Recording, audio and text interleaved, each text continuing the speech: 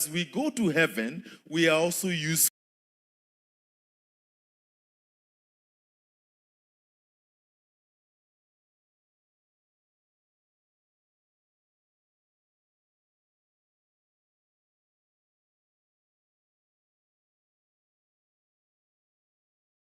to do some woodwork on the side. And when Zumaridi was being built, we are the ones who did the woodwork in the villas, and that was a big blessing. Thank you very much, Zumaridi. And it's a wonderful place if you want to have holiday and rest. Please do go there. Amen. We want to recognize that we have many friends and many new people in the house. I will not go through the whole list, but please feel appreciated for coming tonight, that you honored our invite if you're a guest, and we look forward to further and more interaction with all of us. This is not the last one. This is really just the beginning. We'll have many more of such forums, and I'm glad that we have registered. So if you haven't registered, please give us your contact so that we're able to reach out to you and invite you when the next one is coming up. We are here not just for spiritual edification, but we also want to make you relevant for this world. Praise the Lord. Unajua Wakristo wengi wanaenda mbinguni na huku hakuna kitu ingine wanafanya. Yetu ni kwamba tunaenda mbinguni, and as we go to heaven, we are also useful here on earth. Praise the Lord. So usikuwe Mkristo ambaye ni kuenda tu mbinguni peke yake. Yesu akija atatuchukua ndio, lakini tunataka ya kwamba kila mtu tunapoishi hapa ulimwenguni tuwe watu ambao wanasaidia wengine. Praise the Lord. We want to get right into what we have for tonight. We ready? I have a signal. Thank you.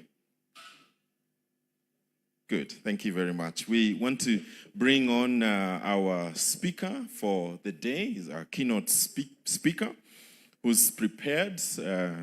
We had tried to get him earlier, but that didn't work. But I'm glad, Mheshimiwa, that this one has now worked.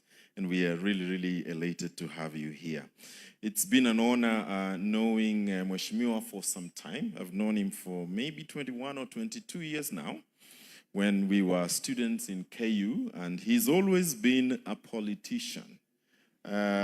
He's always been a politician, and he's always been an entrepreneur.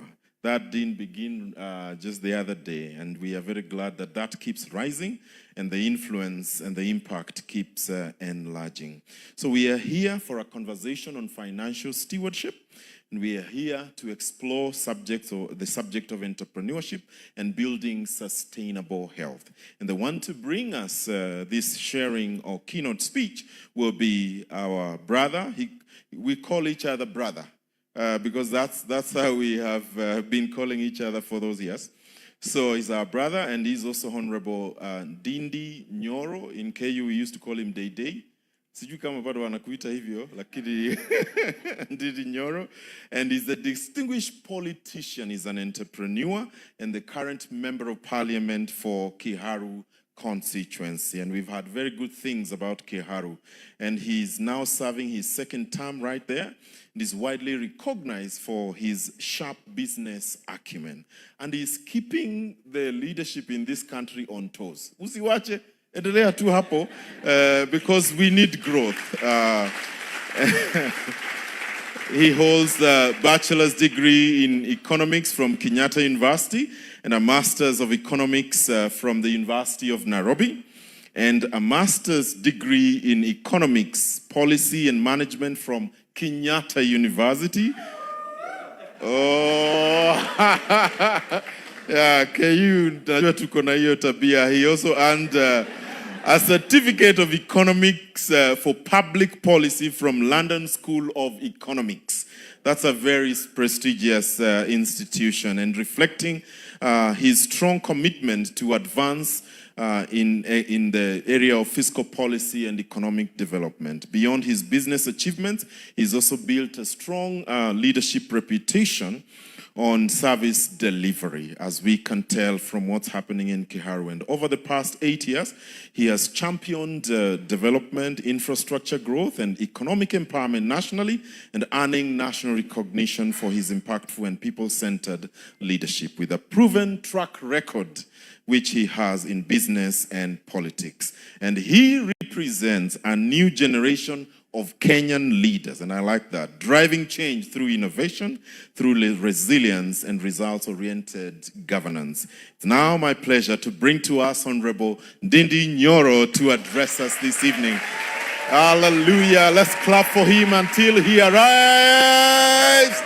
Glory to Jesus. Karibu sana mheshimiwa. Amen. Amen. Take it on from there.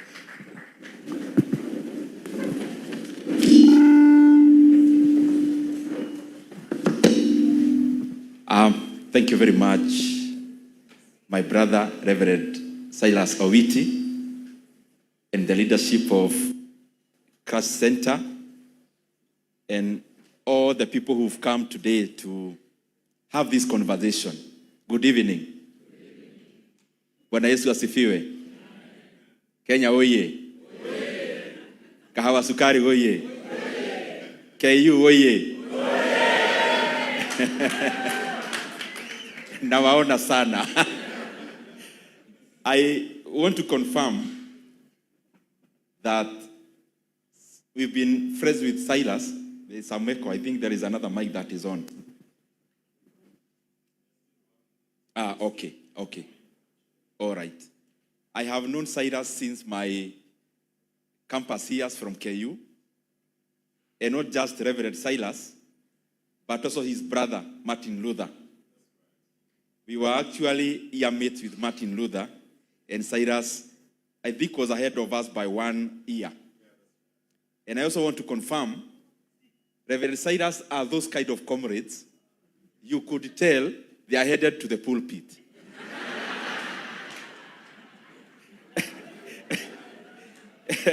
You know, sisi bado tulikuwa mchezo kidogo ya siasa, ya biashara. Lakini Reverend Cyrus walikuwa wale watu too straight to be a comrade. And I could tell you'd be where you are. I mean, it was so evident. Kwa sababu kienda CU, sisi tukiwa pale backbencher, wale wako hapa na mic ni akina Cyrus. Tukipata wageni wa preaching, wenye wana welcome ni akina Reverend Cyrus. And also the brother followed suit, but the brother was also a politician. And he actually was also elected in the student leadership in KU. I am a member of parliament for Kiharu, as you know. And before we get to the money issues that brought me here, allow me to appreciate that I am very grateful to be serving the people of Kenya in that capacity. And just 2 highlights. Majority of you here have some relationship with KU and other institutions of higher learning around. And education is a very primary tool in transforming society, not just socially, but also economically. And I say that because most of what I do as a leader is geared towards making quality education accessible to as many people as possible. And that is why in Kiharu, from our first term, Kiharu is a very large constituency and is also very near Nairobi. Because from here, ukitoka hapa saa hii, 45 minutes utakuwa Murang'a. Even yesterday, jioni nilikuwa Murang'a. Between there and here, we took less than 45 minutes. And the point I'm trying to drive home is that it's a large constituency, though it's a rural constituency to a large extent. So we have around 112 public primary schools. And all of them, without exception, all public primary schools in Kiharu, watoto huwa wanakanyaga tiles chini. Tiles. I know some of you are Bontao, so you are wondering, oh, so tiles what now? But ask Cyrus and some of us what the rural schools look like, or used to look like. Secondly, we have a program called Kiharu Masomo Bora, which I'm very proud of. Very, very proud of. And we have 65-day secondary schools in Kiharu. And out of those 65-day secondary schools, we have around 12,000 learners in them, in the senior secondary. And the school fees in Kiharu, for all the scholars, whether you are from Kiharu or otherwise, just as far as you attend school there, school fees is only 500 shillings per term.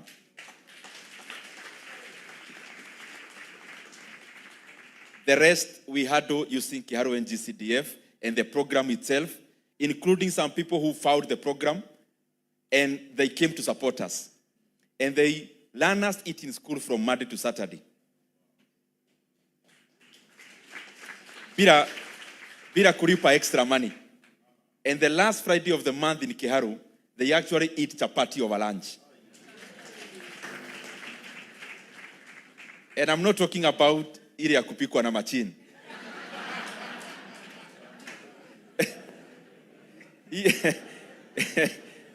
Unajua sisi wanasiasa za ingine lazima tuna clarify. This is a program that has been ongoing for an entire of this year, and I am glad that all the UGA we have been using this year tumepewa na mtu for the entire year.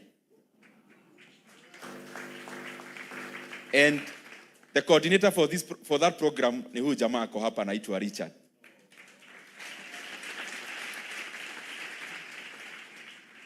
Who was also in KU and did economics. And as you all know, kama comrades wa KU, ni kama SI unit.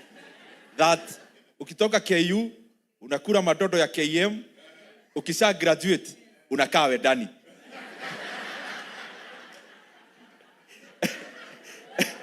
So, actually what happened, nyumba nilikuwa nakaa hapa Wedani karibu na ACK, without knowing, Richard also akaenda the exact house akakaa huko. So nyinyi watu wa KU mkigraduate, jaribuni munaenda nje kiasi bana. Nani nawaambia tu lazima ukae Wedani. Lakini nakaaga ndio part of orientation. Now, I want to go to the topic of today. And I have requested, Reverend, that we also try to maximize time for interaction in terms of Q&A. And we'll also have a short interview with the Reverend Silas. So I'll go to the issues. There are others that we may cover during the interview. Interview will be more of the soft side. So I'll go to the real issues now. And I've segmented this discussion into exactly how you requested me in terms of the title: financial stewardship, entrepreneurship, and building sustainable wealth. The beauty about that topic is that when I get stressed, you know, ukiwa siasa unafanya kazi saa ingine, you have to overdo in terms of, it's not as straightforward as doing business. So, mimi nikipata stress, I know most of you read novels. Ama unafanya mambo ama Fortune magazine or anything around money. But you also look very close to that also by the look of your foreheads. And by the look of your eyes. And by the look of how eager I see you are in this topic on money. So,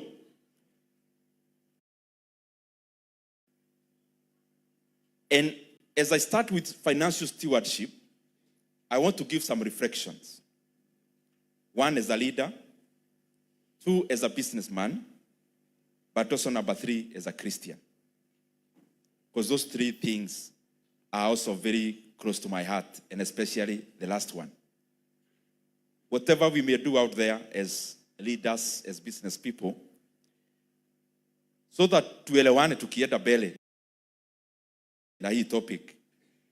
I am one of the person who knows that Ndindi Nyoro is nothing without the blessings of God.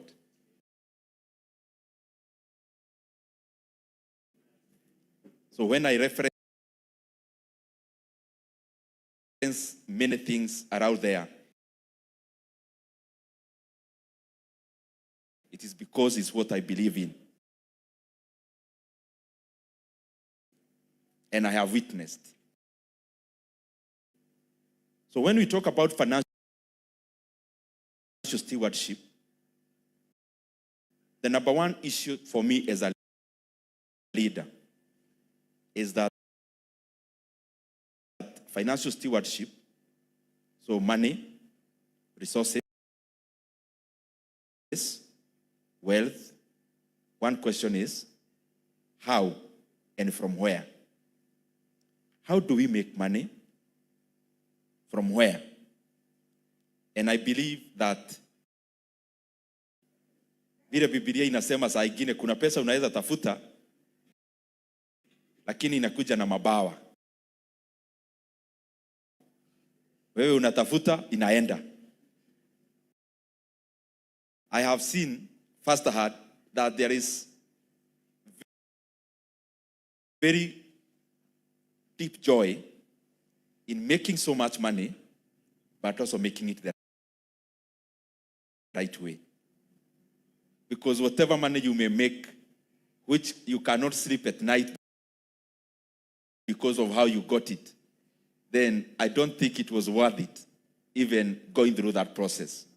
So that issue is important as we think about money. How do we get money? Is it by changing the world to be a better place? Or is it by having us reflect as the people who should actually not be existing around other people? So that's one question. Second thing, there is something I've been thinking about, really, and I was reflecting this with another friend of mine. And I'm saying that because you guys are future leaders also, and some are current leaders. So you find that when it comes to the management of a country, people are so obsessed in making money. And making money is not a bad thing. That's why we are actually talking about it today. But we become so obsessed that there is a very thin line between being a public officer and also promoting your business using the same power that you've got bestowed unto you by the people. And then I want us to ask ourselves this question. You are elected as a member of parliament, as a governor, as even a bigger position.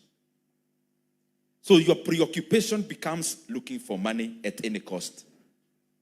And by the time you are elected as an MP, or even that higher position, you already have money. Maybe that's the reason why you actually ventured into it, because it's an expensive venture to a large extent. So you already have money to live off, to be comfortable. So let's reflect. What is it that, or why is it that when people get positions of leadership in public office, the preoccupation becomes looking for as much money as possible and breaking the record of the person you replaced, and in terms of making money? Why is it so? And I think the bigger problem is about inheritance. We do it because, yes, we have enough, but we are possessed with some fear within us, the leadership especially, that you ought also to make money for those who are after you, and especially in kin selection, family members. So you are actually not looking for money for you to spend. You are actually looking for money by then for your heirs to also live off and supposedly live a comfortable life. But is that usually the case? That's the reflection I want us to have. So that as you venture into leadership, there is no better way of judging the future but by the past. Let's evaluate, how has the past been? Who told you that you make money so that we bequeath? You make money by especially taking public resources so that we bequeath, or you bequeath to those who come after you. I mean, what is the reasoning? Are you confirming to the world that your heirs, your offsprings, are not as intelligent as you, that they can actually make more than you? And let us reflect, all of us in this hall, those who are working. And I can attest, especially kama we sio mwanafunzi, wenye wanafanya kazi na biashara, most of us are doing better than our fathers. Most of us are doing better than our mothers. Economically speaking, financially speaking. It means, for example, my father was a carpenter, living in Kiatutu slums in Thika. Now, even before I ventured into politics, in terms of whatever you owned, most of us, your net worth was already higher than your father's net worth. So it means you have actually surpassed your father. But your father was in a situation where he could not even be obsessed to look for wealth because there was no means to do that. So the point I'm driving home is that we must have a generation, all of us, that believes that the next generation may actually do better than us. So we don't need to steal for them because they'll have more of their own. Let's go back to the Bible. And I can't purport to preach when Reverend is here, because I don't want to embarrass myself. But because we are Christians here and we are people who also read the Bible, look at the Old Testament, because when you read the Old Testament, and I've read the whole Bible myself, not once. When you read the Old Testament, you realize one thing. Part of what is called blessings is actually wealth.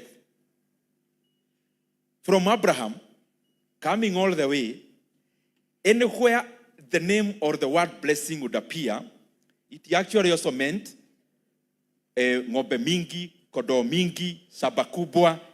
That time was the measure of wealth. So it's not bad to look for wealth, because many times it's actually quintessential to blessings. But let's just zoom in to the people we read, our fathers in the Old Testament. And I'll cite two to represent all others. So we read about Jacob. Jacob was whose son? Yani, Ati? Isaac. Kwa sababu mmesoma what I'm just about to say, I just want us to reflect. Was Jacob a rich man afterwards? He was a very rich man. Si mnakumbuka ile story yake na kuoa na Laban, his father-in-law. You remember that story? And that gets me thinking, sisi wanaume wa siku hizi ni kama hata hatuumii sana tukioa. Wale walikuwa naumia mbaya. Yaani unaambiwa to work for how many years? And then ukienda kumaliza unaambiwa aje?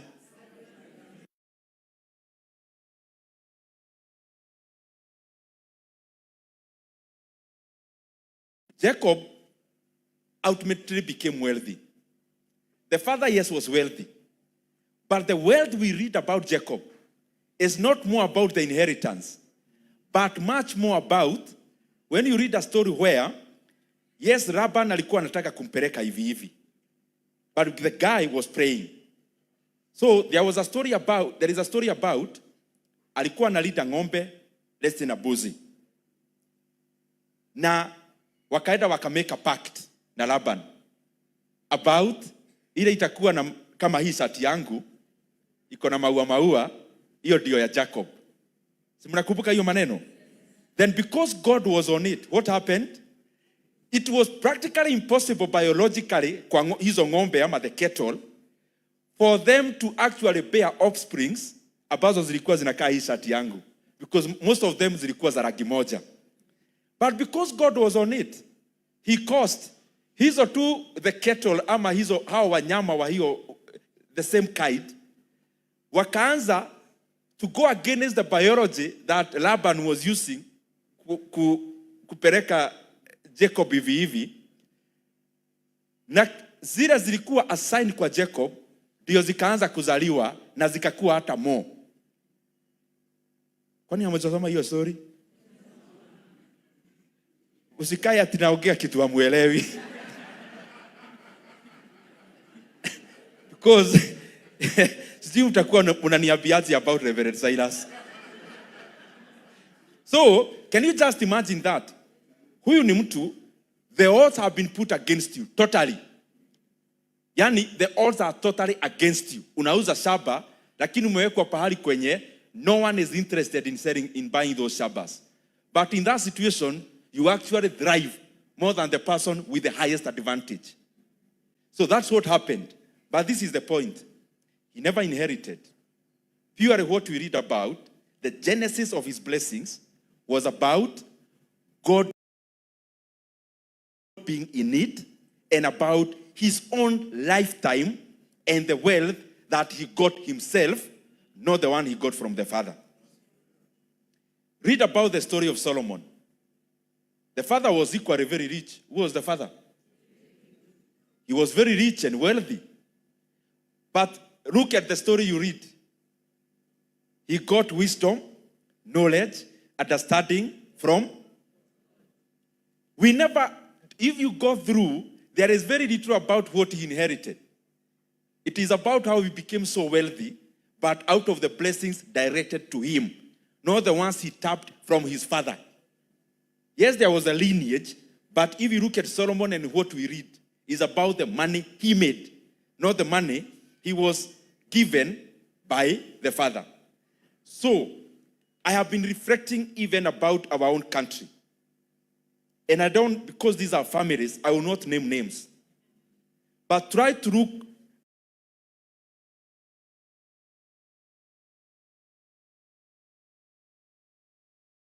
at the most prominent politicians who were here in Kenya,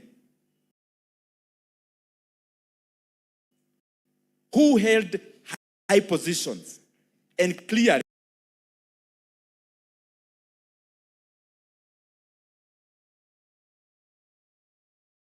took advantage of public resources. Some may actually write very good biographies and autobiographies, which is directed to you as a reader, but not exactly telling the truth. But try to reflect the ones you know. Yes, they accumulated, got so much. Oh, so that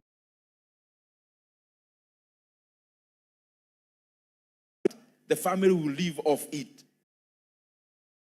And no one associated with them atapata shida. Some very big family names, in their second generation, they are already in poverty. Yet their fathers accumulated so much out of the public coffers. Some, even without naming names, have been presidents. We see their grandchildren fundraising on social media. What does that tell you? It tells you, do good when you are given a position, because it's not your business to take care of the people who come after you. The same way you get your own blessings, they will also have a direct link to God to get their own blessings. Yes, you can look for money and give inheritance. I'm not dissuading you from that. But it should not be at the expense of you taking money that was meant to build a hospital so that your kin can live off it. That's what I mean. Yes, tufanye kazi kwa bidii, but especially when we get an opportunity to serve in the public office, let's be good stewards of that money.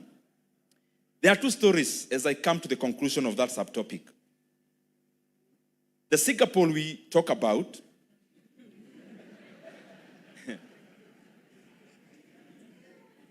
has a neighbor not very far away called South Korea.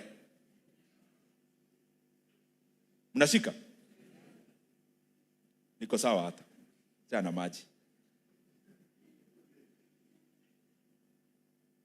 Ati mnasikia nchi gani? Hizo nchi mbili. Listen to this so that we see wherever you are serving, doing good to the country is not inadvertently, is consequently also doing good to yourself and the people who are totally associated with you who will come after you. This is what I mean. Kenya gets independence in the 1960s. South Korea starts the journey of economic development at the point where they are at the same level with Kenya. We are talking about 1960s. Now listen to this. A grandchild of Singapore, out of selfless leadership of Lee Kuan Yew, out of the selfless, dedicated leadership, which was totally devoid of patronage, of taking public money for self-aggrandizement. Now, as I start before you, a Singaporean grandchild is 50 times richer than the grandparents. On average, let me repeat, a Singaporean grandchild is 50 times richer than the grandparent. I'm not talking about Lee Kuan Yew's grandchildren. I'm talking about all Singaporeans. Because their economy has gone up in terms of per capita income by 50 times. So a grandchild just being born in Singapore as a grandchild of somebody there, you are 50 times richer than your grandparent. How rich are you from your grandparent?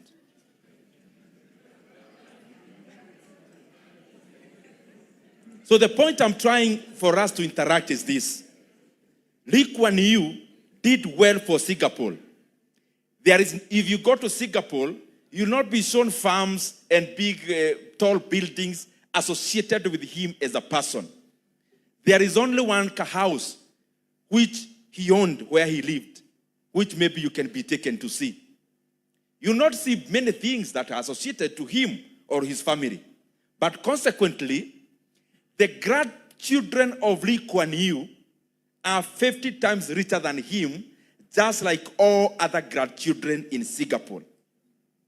Their GDP per capita, their income per capita is much larger for everyone, not just his children. So, his grandchildren do not need to live in an oasis of opulence where every other person is poor. They live in a country that is wealthy and everyone is doing well. So healthcare for them is better because healthcare for Singapore is better. Transportation for them is better because for everyone it's better. Education there is better, just like for everyone is better. And therefore their life expectancy is even higher because for everyone is higher. Doing good to the country, consequently, he also did good for his own grandchildren. The same case for South Korea. South Korean grandchild is 4,000% richer than the grandparent. So 40 times again. 4,000% is 40 times. That's a South Korean going about their business, working for Samsung, working for Hyundai, doing their business, doing whatever they are doing. A grandchild is 40 times richer than the grandparent. Not an oasis of General Park, who did very well for the economy, but everyone in South Korea. So the grandchildren do not need to live in a place where they have built high fences. Every other person is like them, 40 times richer than the last generation. So we must cultivate ourselves, all of us in this hall, wherever we are serving. You are an engineer somewhere. You are building your 27th flat in this Nairobi. Who are you building for? Yes, continue building if you are building it the right way. But you are an engineer. Your father never needed to be an engineer for you to be one. So your son can be governor, which is even higher than the engineer you are, for example. So what I mean is, we don't need to be obsessed by accumulating ati tunaaccumulatea watu wengine. Accumulate, yes, in the way through production as you work. But you don't need to kupita na hii speaker, na hii microphone, hata hii maua unapita nayo. At you are accumulating. For who? The people you are accumulating for will not even have the speaker. They will own the company that produces the speakers.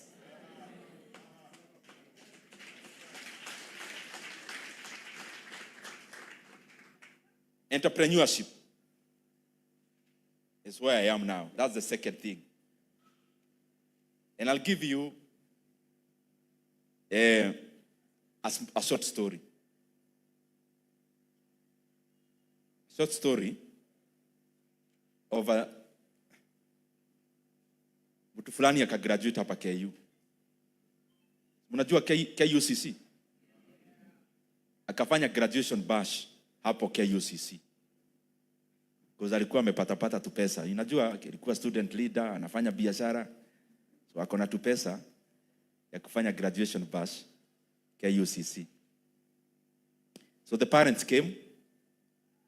Vile tunafanya graduation, kila mtu anatoka shags na mna course jam hapa hivi Thika Road. So parents wakaenda hapo KUCC to celebrate the graduation of their son. Then the son takes up the mic and tells the parents and the friends, "You go pray for me not to get a job. Mkienda nyumbani muniombee sana ndio nisipate kazi." I'm talking about myself. When I graduated hapa KU, maadhe wakakam hapo. Najua parents wanajifungulia mapema kule shags. Na wakuja na marafiki. Na unajua graduation inakuanga kama Thursday, Friday hivi. So that hiyo Sunday, pia your mother at the church. Say, I just came from Nairobi.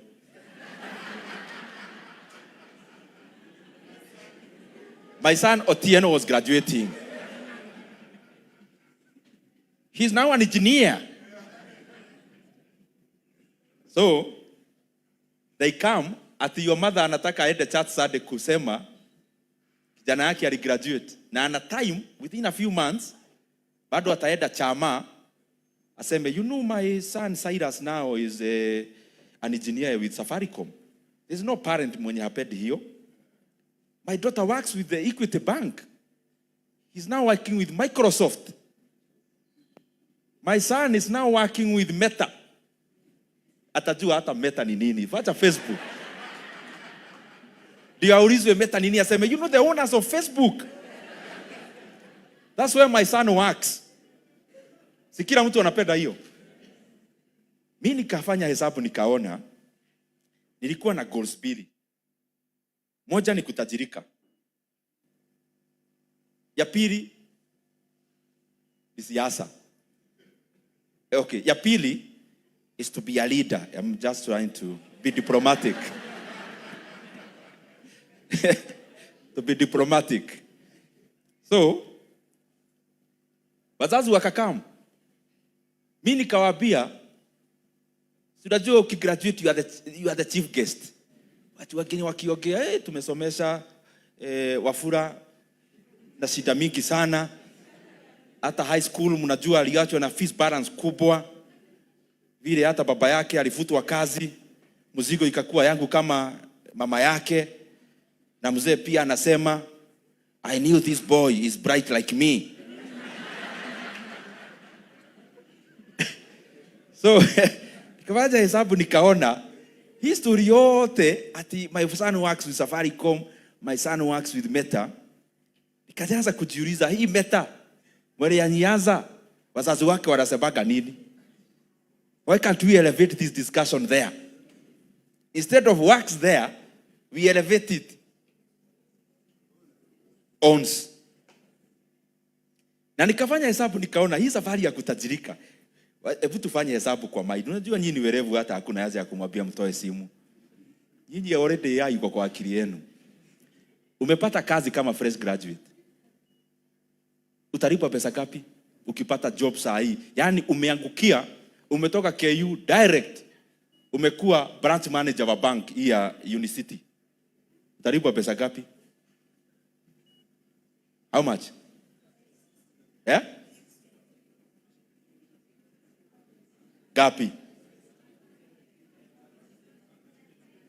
Pana manager. Sisemi, nasema yani umeangukia. Yani wewe unatoka tu hivi kama fresh graduate umekuwa branch manager. Mpaka classmates wanakuja wanauliza kwani nimepotea? Wakikupata ati wanaambiwa head office ya manager, wanapata ni grievance. Wanamuuliza grievance unafagia hapa ama ni nini? Unawaambia no, I'm the manager. So ukiwa manager ni pesa ngapi? Tuseme 200, sio? 200. Tuseme hata hujaelevate maisha sana, unakaa hapa tu around. Kwenye tu tulikaa after KU, unakaa KM ama hapa? Everyone starts there, even me. Tulianza hapo sisi wote. Haya. So hujaanza kujifanya manager ati unahamahama. Bado unalive kama comrades, ndio? So unalipa rent ya how much? Unalipa 70 kwani aje? Yani nyinyi comrade wa siku hizi mnalipa rent ya 70k. Hiyo ilikuwa rent yetu sijui ya hori ama ni nini. So let's say tuseme unalipa mshahara ya 200,000. Okay, let's be honest with each other. Una matarajio nyumbani, utume kitu because anyway umepata job bank. So hauna option na hauna reasons ya kusema sijui nini. You are the branch manager. So unasaidia your sister kidogo, home kidogo, unalipa rent, unakula juice, lazima ukule lunch kama manager. Tuseme hata hujanunua gari, bado unajikaza tu ile kikomrade. So tuseme una save a whooping 100,000. Una save yote ya 100,000 every month. Una save 100k. So mwaka hiyo ni pesa ngapi? 1.2 million. Miaka 10 hiyo ni pesa ngapi? 12. Mtu graduate akiwa miaka ngapi? 24. Na wenye wali repeat class 8 25.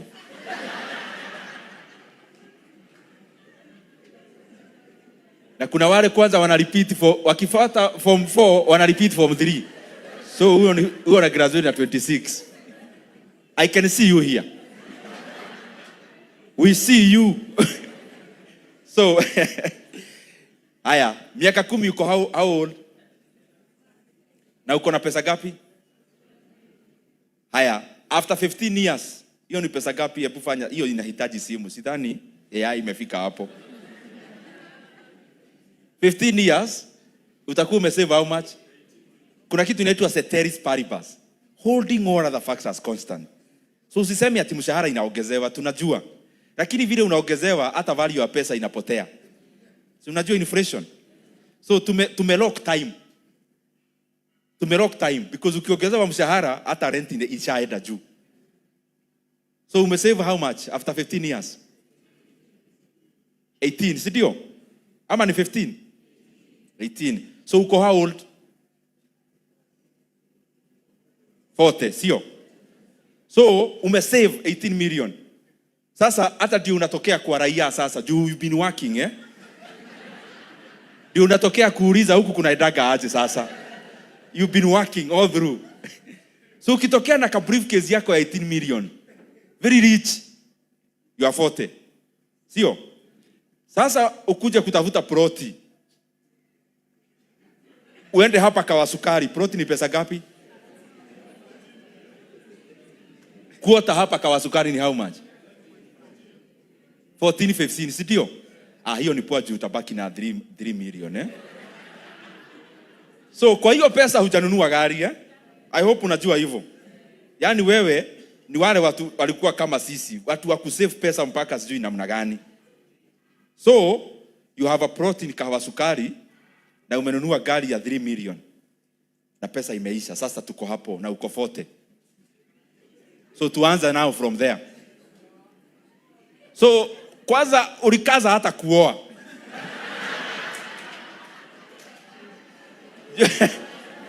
Juu sasa sawa, mwenye anataka kuoa inue mkono juu,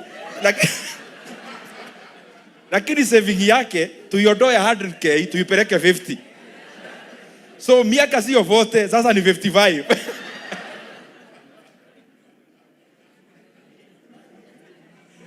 Sawa. Haya, wewe uko na bibi, tumekupea heshima. Lakini 18 milioni yako inafika ukiwa 55. Sasa ndio unatokea kwa raia. Ukakuja hapa Sukari, mnauza ploti namna gani hapa? 15. You want it in cash or can I deposit in your bank? Either unampea na briefcase. Then you realize pesa imebaki kwa briefcase. Unaweza iweka huku kwa koti na ishe. So hata ile briefcase unampea. So unaenda pale Mombasa Road, Kiambu Road. Lazima ununue gari sasa ya 3 million. Hiyo ni gari gani sasa? CX5 ya 3 million ilikuwa ni ya salvage. Ama wewe ni dealer. Haya, unanunua gari gani ya 3 million? Premium ndio ipaki kidogo ya mafuta kustabilize namna hiyo. Ndio pia ununue leather ya kuwekelea kwa viti. Na ununue ile kakitu watu weka hapa kwa kakioka kuswing ukiwa kwa gari. So pesa imeisha. So umekuja na premium, ploti yako iko pale Taveta Road Kahawa Sukari, ama pale Murang'a Road, Masabit Road hapa Sukari, na umepark. You are 40. You have a car, you have a plot. Briefcase haina kitu, imeisha. That is the nature of employment. That is the nature. Even if you drive the car next day, it's okay, but it will be on loan. So you'll be paying it even more costly than ile tumenunua Kiambu Road saa hii. So nikaona hii hesabu mi kwangu haigiani.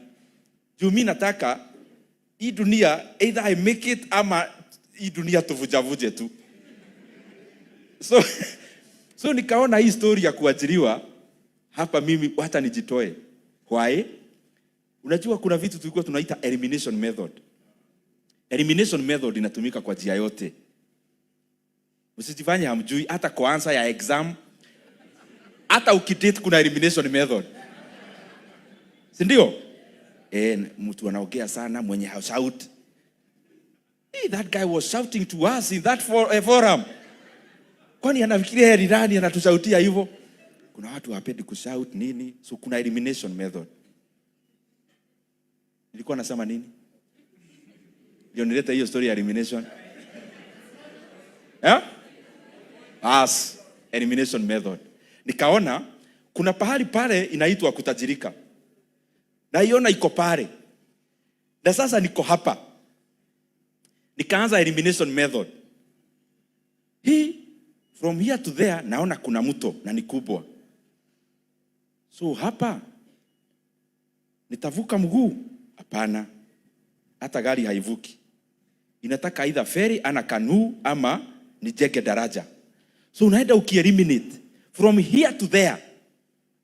One of the routes nikaona from me na wealth pale. One of the ways I eliminated very fast is to get a job. But you think that is the easiest. That's what you all think. Because you are looking for a job, I can see.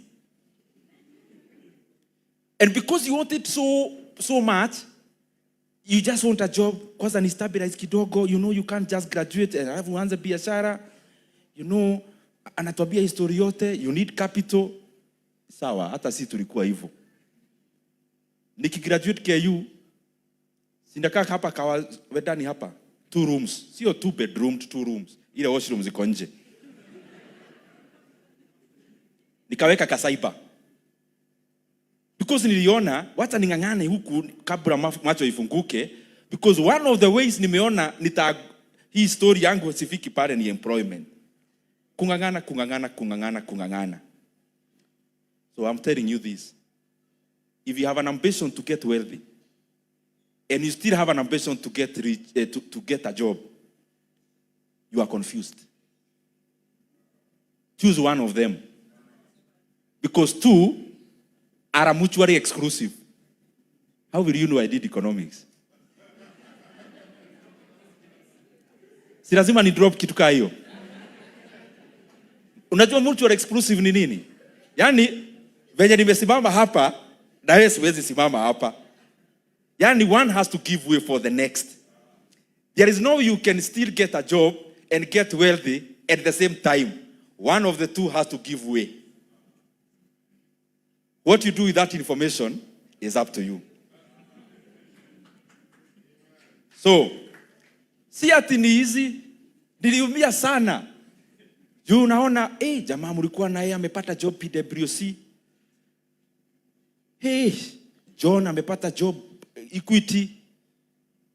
Mary, classmate wako mwenye alikuwa kwanza ni wewe unamuonyesha statistics, amepata kazi Kenya National Bureau of Statistics. Sasa unashangaa kama ni mimi nilikuwa namuonyesha statistics na amepata kazi Kenya National Bureau of Statistics. Si hii Kenya Bureau of Statistics ikuwe yangu basi.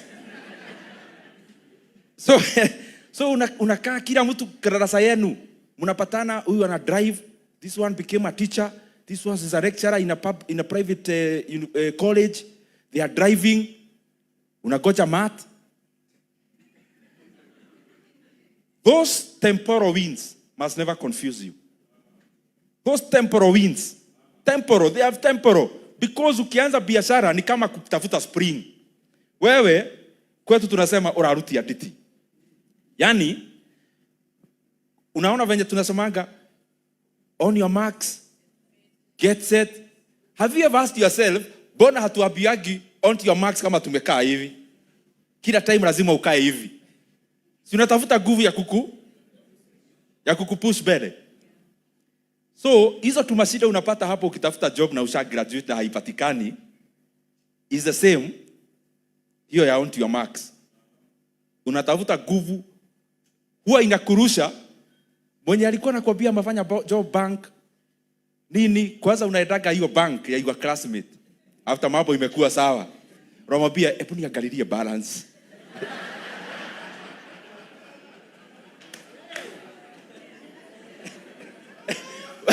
Unaona your former classmate na kuangalia hivi, am I looking at the wrong account?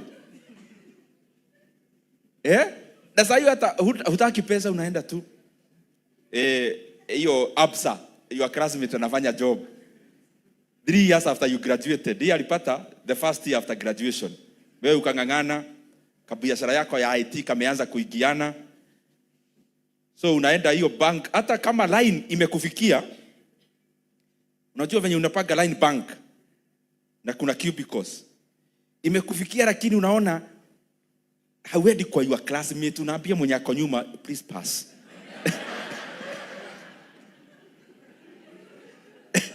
Unaenda, habari gani? Oh, you got a job here? I just wanted to check my balance. Then anashangaa, what's up? So what am I trying to say? Getting a job and getting wealthy, those are two parallel statements. Choose one, not both. They are parallel. Haya. Then what do you look at? I just give a few points. Sasa sitakuwa na story mingi. Unajua hizi story ndio pia tukiwa comrade zilifanya tupate kura. So ungeenda tu naambia comrade power, please vote for me. Ulikuwa unaanza hivi, yeah, we just need to press the admin. We want mess. Chakula ikuwe inajaa vizuri na tunalipa pesa kidogo. So msinilaumu hizi tu story mingi. So ukifanya hiyo story nimesema, kitu ya kwanza, interest yako ni nini? Ni hiyo. You know me, I was born an artist. Me, I am just born an actor. I'm very good in this. Sawa, tumekubali mtu wangu.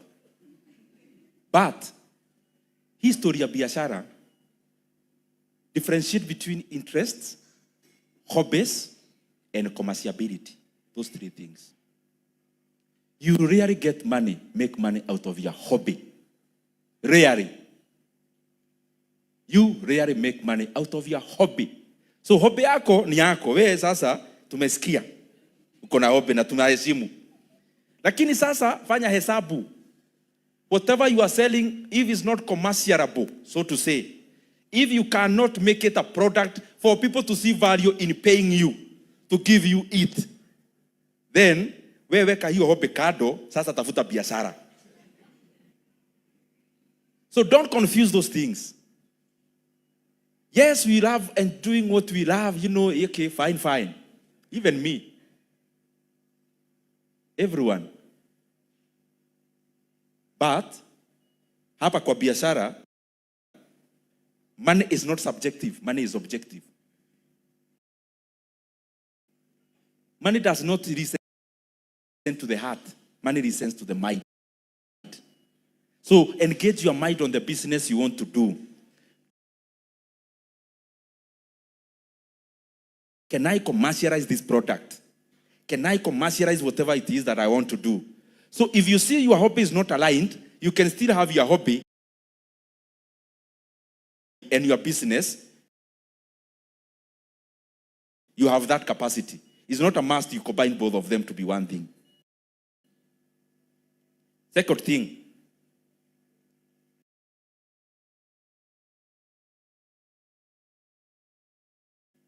Whatever business mimi nataka kuanza, can I scale it? Naweza ikuza. Can it become bigger than me? So that, can I even have a bigger market? Our brothers and sisters who I saw their companies here as sponsors. Whatever it is you are doing, wewe unatengenezaga hii pot ya ua, but you only use your hands. So the only way to scale it is to employ more hands. Okay, it's a good business, it's fine because we need pots. But see whether you can actually make so much money out of it. Because if it's a hands that you are using, na umeniajiri kutengeneza na mkono. So who am I ati nishajua kutengeneza nikae tu hapo kwako?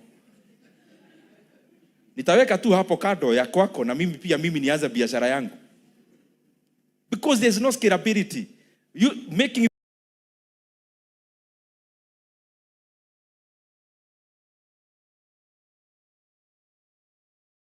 this pot 1 or 10 of them, the cost is the same. Scalability,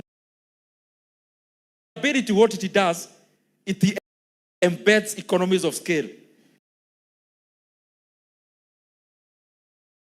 Anything you cannot embed economies of scale, it means its scalability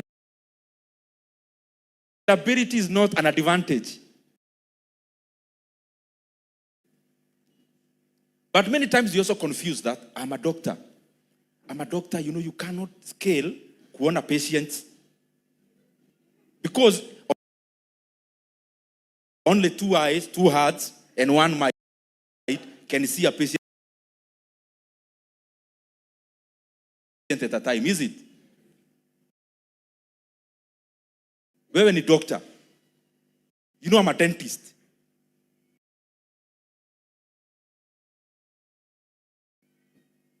Hata kama ulipata first class as a dentist,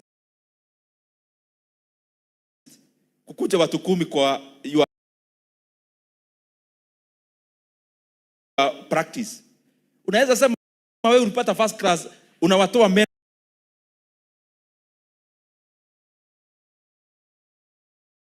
wote 10. Is it possible? Sio possible. Law, you are a lawyer. How many unaweza enda mbele ya judge wangapi at any given time? But many times you also confuse that we can't scale these businesses. These are businesses that you can also scale. So don't confine yourself. My career is not scalable. It is scalable. In fact, if you go to the US, there is a law firm called Morgan & Morgan. Morgan & Morgan is a law practice. Law. Sharia. Because he was able to scale, you just need a formula. You don't need to be the one doing it. Scalability means Other lawyers can also be part of your Morgan and Morgan. That guy is now worth 1.5, 1.6 billion US dollars. A lawyer. There is a dentist. In fact, I'll give you the name.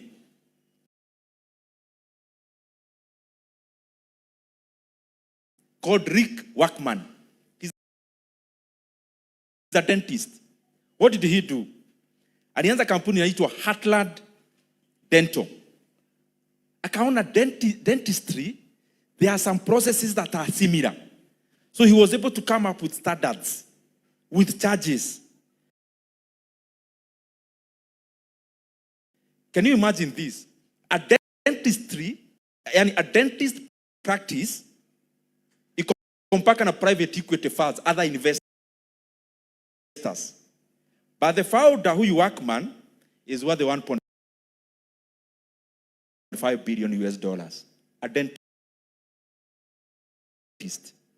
So whatever it is that you do,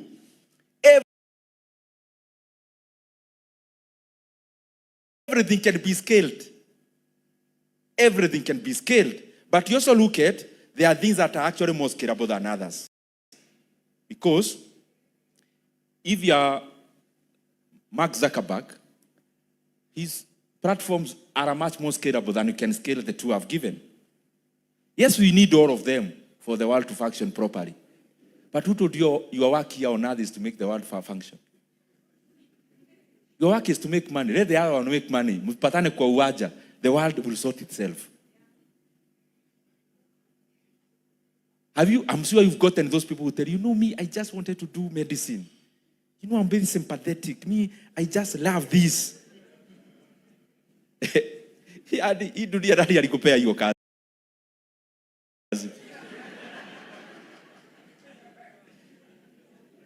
talking about money. So me, I'm not talking about those other things. Those considerations, there are better people to speak about them. Me, I'm talking about money.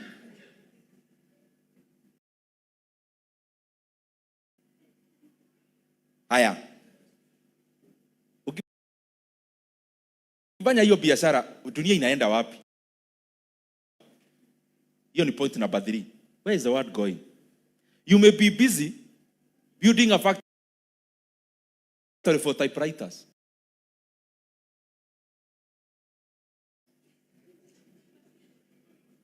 The product you are coming up with, the world left you long time ago. I don't know where you are, unless you go back in time to sell your products. Maybe you can get a train ticket to take you back in time. I don't know where those tickets are found. So be in tandem with time in terms of the products you are coming up with. The other thing, dynamism. In everyone, hata mwenye kona biashara hapa. This is even more to the people who've already in business. Businesses are always dynamic. You'll be surprised. The big companies are no longer manufacturing or offering the services they were offering when they got started. Unless you are a food company like Coca-Cola. Food never have a lot of variations. A lot of technology is in the process, not the product. Coca-Cola hiyo ya kitabu yenye Maiguka was taking is the same way I'm taking. Food industry is okay. Let's reserve it. All the others, you realize companies, a company called Nokia still exists. I know you don't think so. Because you just thought Nokia is about phones. Nokia is making a lot of profit nowadays. But you actually don't even know what they do. Because it's so technical. You don't even care. Their clients is not me and you. Their client is Safaricom, Airtel, and the rest. What they do, tusiende hapo, tutachoka mapema na nasikia kuna chai after this. If you look at a company like Equity, our own parents, wakijua Equity, walikuwa wanaenda, wanakaa hapo kwa queue. Nowadays, when is the last time you were in a bank? You don't even remember. It's not that you don't have a bank account. This is your bank. Do you know Safaricom revenues? If you study their financial statements, Safaricom tulikuwa tunajua ni ya habari, haro. Then, after that, SMS. Check their revenues. How much money is coming from your phone call and from SMSs? The company metamorphosized. That business you are in can get the same trajectory. This is what happens in business. If you look at the Forbes list, majority of the top 20 is first generation money. First generation money meaning new products. The world, by the way, I think, Cyrus, you did very well to invite me today. No wonder the other prior dates never worked. Because I'm coming here today to speak to you about money when the world has set a history today of having the first trillionaire ever, called Elon Musk. Tumpigie makofi hata kama. Sisemi 1 trillion ya Kenya. You know, naweza anza kusema trillion ufikiria na mambo ya national debt.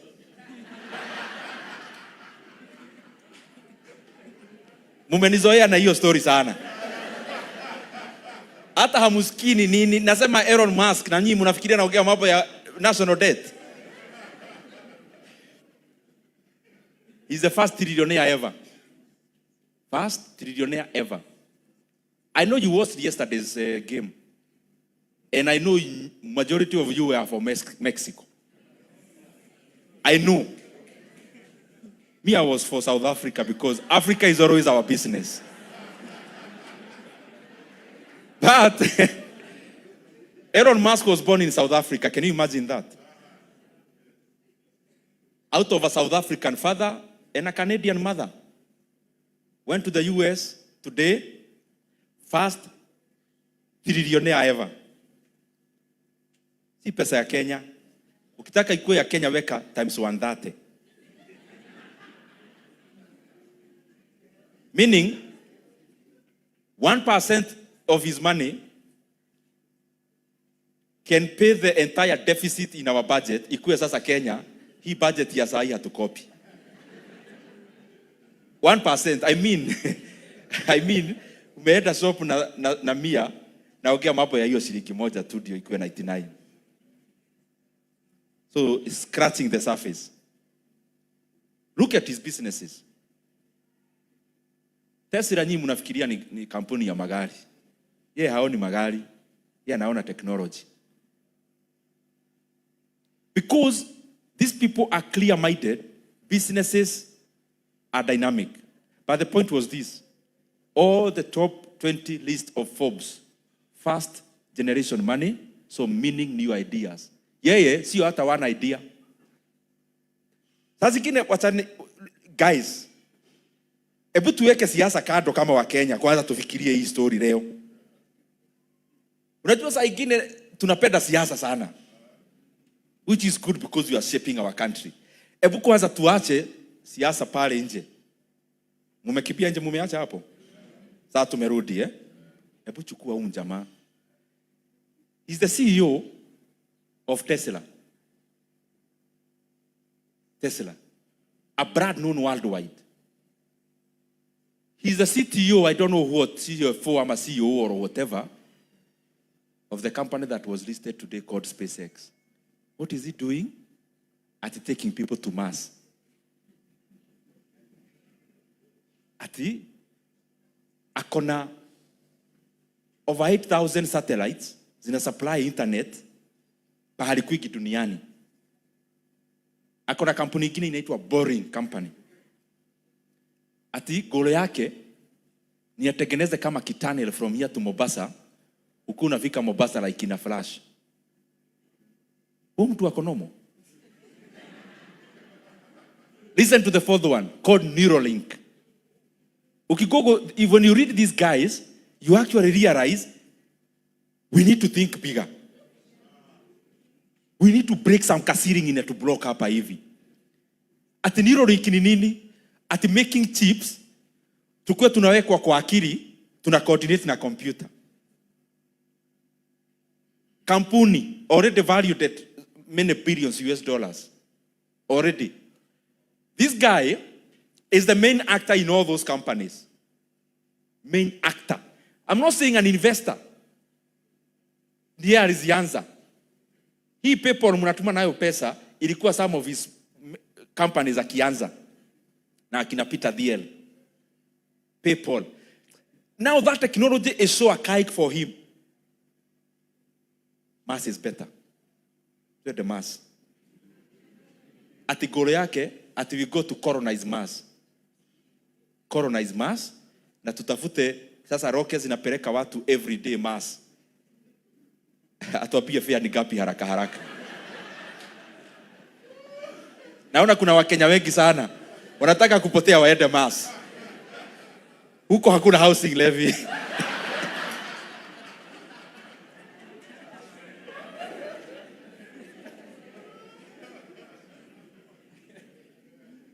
So, ebu siendelei kabla mfikirie. Ebu fikiria just you now at your biggest worry as here. Sijalipa rent. That's your biggest worry. Niko na exam Friday. Hata si next Friday. Friday are the next 2 Fridays. Ndio una worry uko na exam. Kwanza ni exam ya nini? Story tu hapo, theoretical tu hapo. History. Hiyo ndio inakupea stress. Kuna jamaa hapa analala 4 hours a day. Akona Tesla. Hata ikitengenezwa kioo lazima apass because aesthetics ikuwe mzuri, technology. Anapeleka watu mass.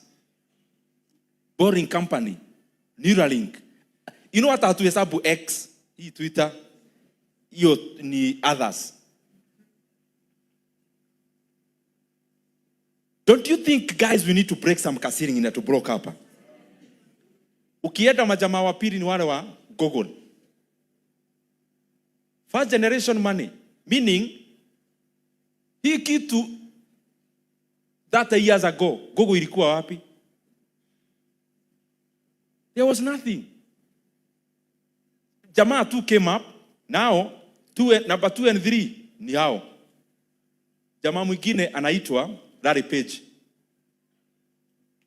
Kama hata hatujajua computer ni nini, ako kwa ma softwares. Company mingi tunatumia huku, hata university, bank, stock broking, Oracle. So, at least huyo, na wote sijui ni nini wako na kakichwa ngumu kiasi. Kama huyo amenunua a whole island. Hawaii. Si Juba. Island. So, ati huko ndio nyumbani. Sani yake, ndiye alikuwa ananunua, walikuwa wana bid to buy Warner Brothers pamoja na Netflix because the son is the owner of Paramount.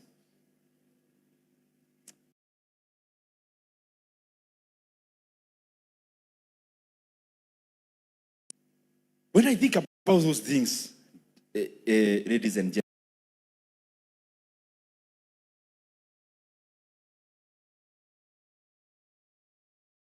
gentlemen,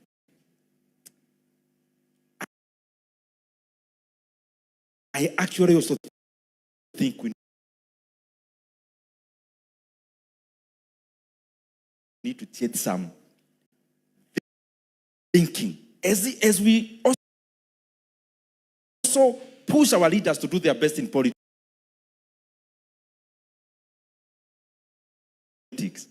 We also devote a lot of time in thinking about things. Unaendelea hapo,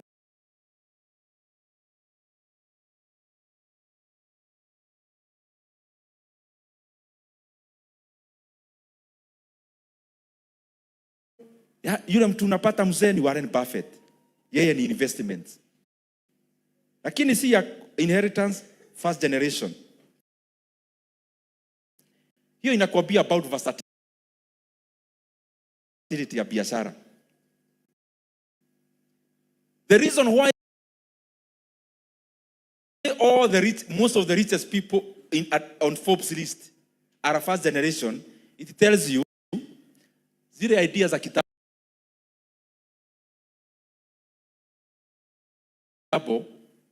haziko hapo.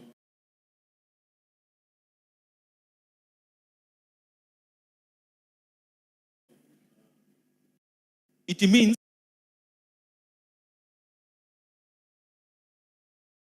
there is something called constructive destruction. Najua hamwadiki notes, lakini andikeni hiyo. Unaweza tisha mtu nayo. Constructive destruction. There is a technology that comes to disrupt so much.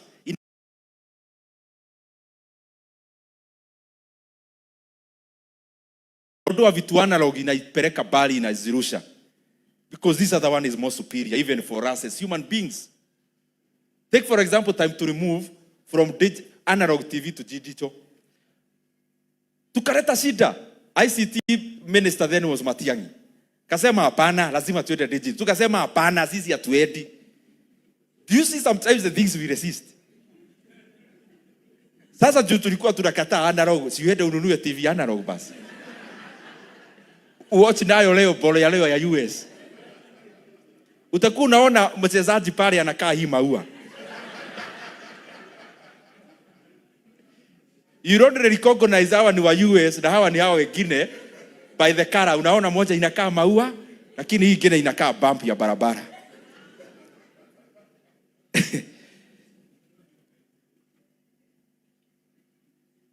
This business you do as a hardware is supposed to give you in-depth knowledge about the products you deal with. It's not supposed to for you to remain there as a hardware. It is supposed to give you some insights so that you do backward, forward, vertical, horizontal integration. Ulianza hardware 20 years ago. Na ni hiyo tu hardware. It means beyond money, you are not learning much. So do something around the things you deal with. The knowledge you've gained is so important.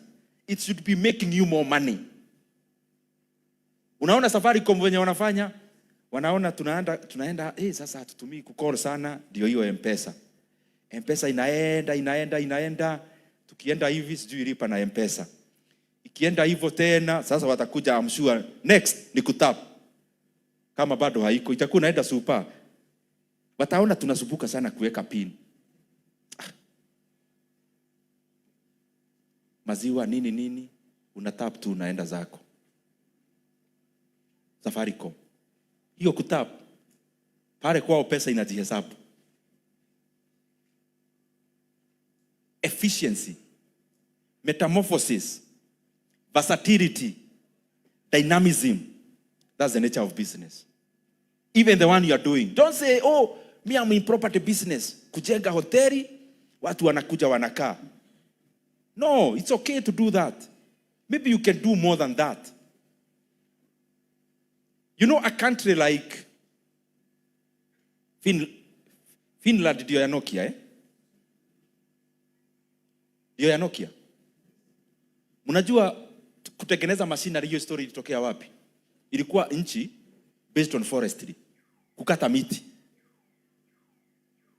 So, they needed, sasa, wamekata miti sana na axe.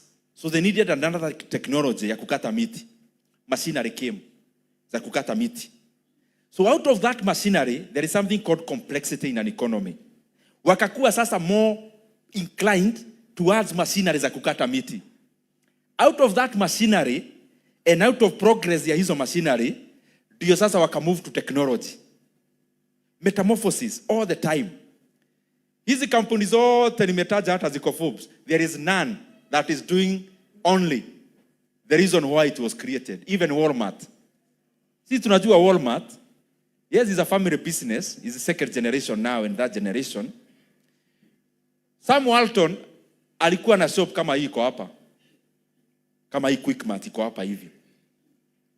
Sahi ni Amazon within Walmart. But even beyond that, Another disruptor called Amazon came. Now it's even ahead of the Walmart itself. A startup. Every time when businesses do not learn to be dynamic, hii dunia hakuna mtu anakupepereza. Kuna tokeaga kamjamaa, kanaanza startup, kana kurudisha gishagi.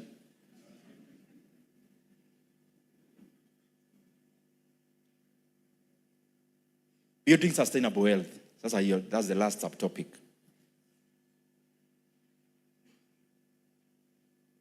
So, what is the space of active and passive business or investment?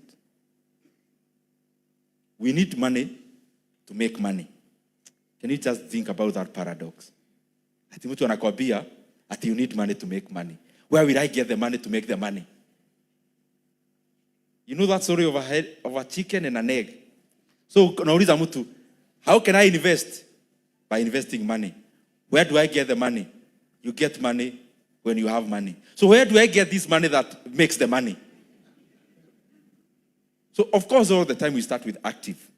That's the money that makes the money. You can't just wake up and say, mimi naanza investments leo. Okay, so what are you investing? You need to be active to at least make the money to make the money. Higher. That is what I was talking about entrepreneurship, Papa Ju. So, Miss Irudi. So, passive. The beauty about investments, hii ni kitu naonaga tuko na a lot of advantage.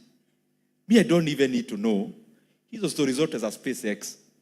Acha jamaa mwingine aende apate headache. Launch rockets, zingine zina bust. Launch zingine ana make loss. Mimi nakutegea tu hapa kwa investment. Nawekelea tu hapo. SpaceX hata nikiwa na share mbili, mimi nisiniona wa SpaceX. Na mimi I don't need to atikuji stress. Uko na share ya Kengen. Na the last time ulifanya hydro, hizo vitu za hydro ni ukiwa high school venye tunaendaga trips kuona hydro dams. That's the best engineering you have. But uko na share ya Kengen. Wacha jamaa mwingine ajisort. Uko na share za Equity. Non-performing loans, kuna watu hawalipi loans. Tunataka kwenda Kongo na hata huko tunasikia kuna Ebola. Fine. Let somebody else do that work. Wewe unaenda hapa NSC, wewe unawekelea. That is one thing I like about investments. That it gives you an opportunity to share in the success of the genius of others. Elon Musk wacha yeye amuke saa 9. Afikiria vile Tesla itakuwa sijui cheap ama nini. Wewe amuka saa 2 nunua shares zake. Yes, baby atakuwa mrich kukuliko, lakini hatakuacha sana. Kukiitwa mikutano mtakuwa mnakaa tu. Hata kama uko stand row, mtakuwa in the same hall. So beyond the founder, beyond the active, the opportunity to invest in other people's hard work, ingenuity, genius is the most profound thing that I love about investments. And that is the reason why in this forum I will not talk to you about investing land, shamba. Because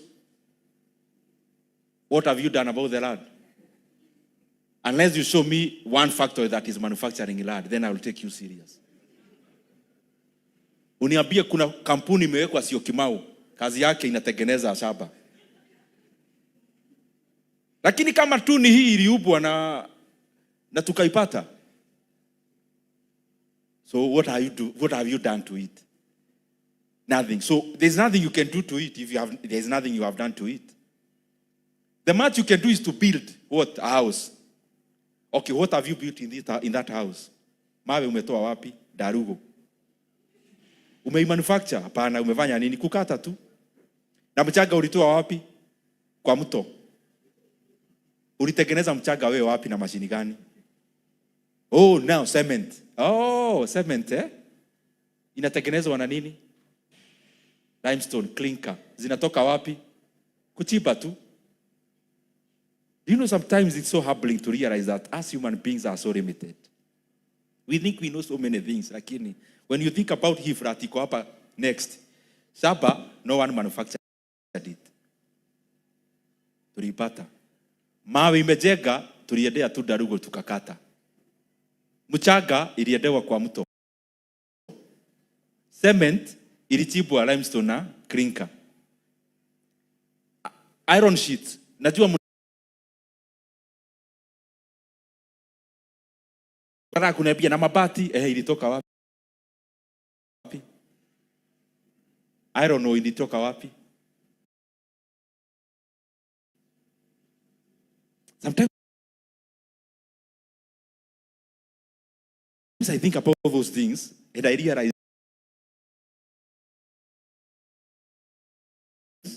there is absolutely nothing for a human being to be arrogant about.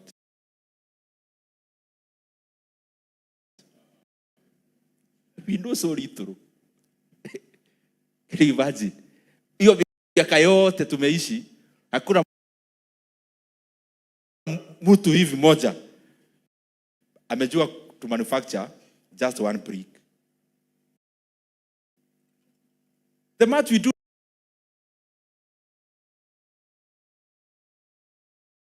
ni kumix vitu ama kukata.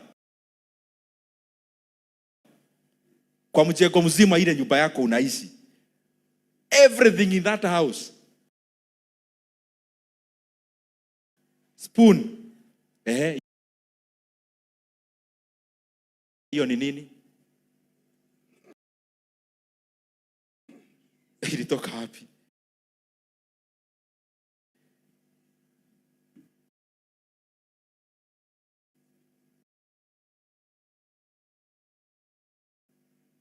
Carpet, guo, cotton. Cotton ni nini? Do you realize everything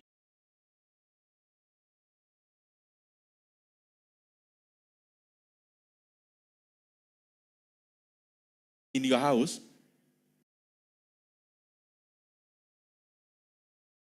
is only two things. Either a plant or a mineral. Mineral mafuta ikiwa hapo. Can you try to check in your entire existence, in your office and in your house? Is it that something that you can trace to a plant? Or something you can trace into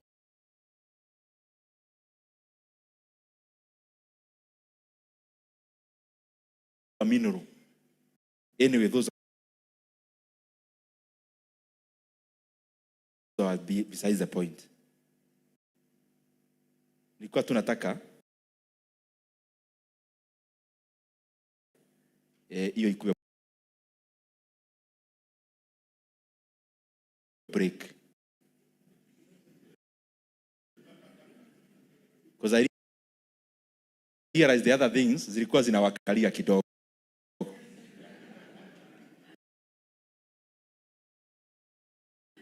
Kwanza hapo kwa Niro ikiweko kitu hapa niliona hiyo story ya mtaki.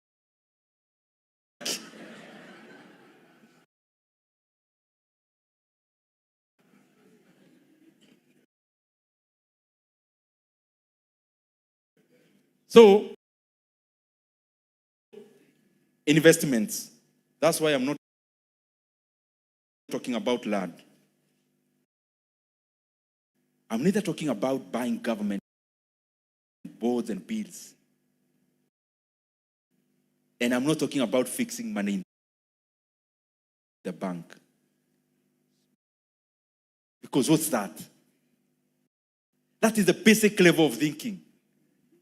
That's the lowest as an investor. Yani, wakati mwenye, you don't want your brain to get tired at all. Those are the options you take. You don't need to think, I'm guaranteed. I'm buying a government board. kabla government default, hata Kenya maybe haitakuwa. So mimi sitaki kujisumbua akili, chukueni hii milioni yangu, si ati mnanipea 12%, ni sawa. We must think beyond the ordinary. Even what I'm telling you is not very extraordinary. Niko tu hapa hivi, but at least ni better. Shares, investing in companies. Me, that's what I really advocate for. Next time in a seminar like this, you can call sasa wale watu wa fixing na boats na treasury bills, and I promise I'll not come to disrupt them. Because I'm sharing my opinion. Why? Because as I said, what is a company? Capital, technology, entrepreneurship.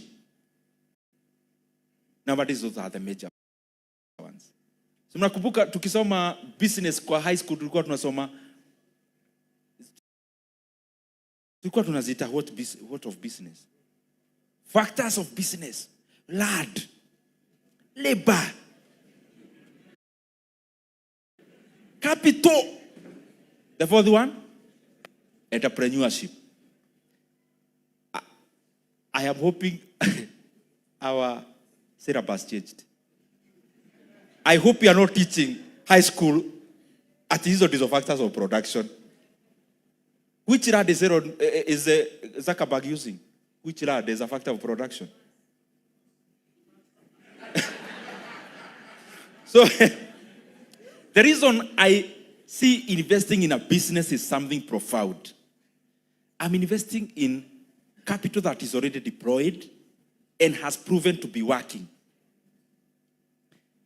I am investing in technology which does not need to be through my head.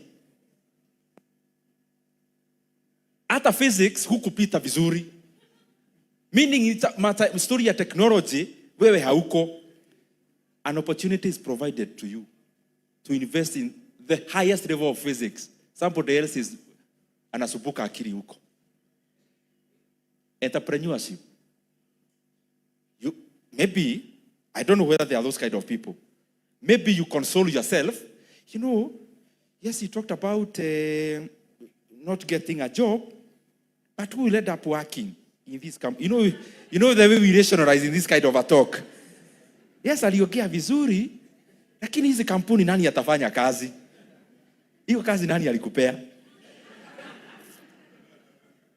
So what I'm saying is, if you console yourself that way, then an opportunity is given to you to invest in other people's entrepreneurship mind through investing in a business. Those three things to me are very important. Capital has been proven to be working. Because by the time you're investing in a company that is a going concern, you know, by the time you have one Safaricom, there are other 6 Safaricoms that collapsed, which you never came to know.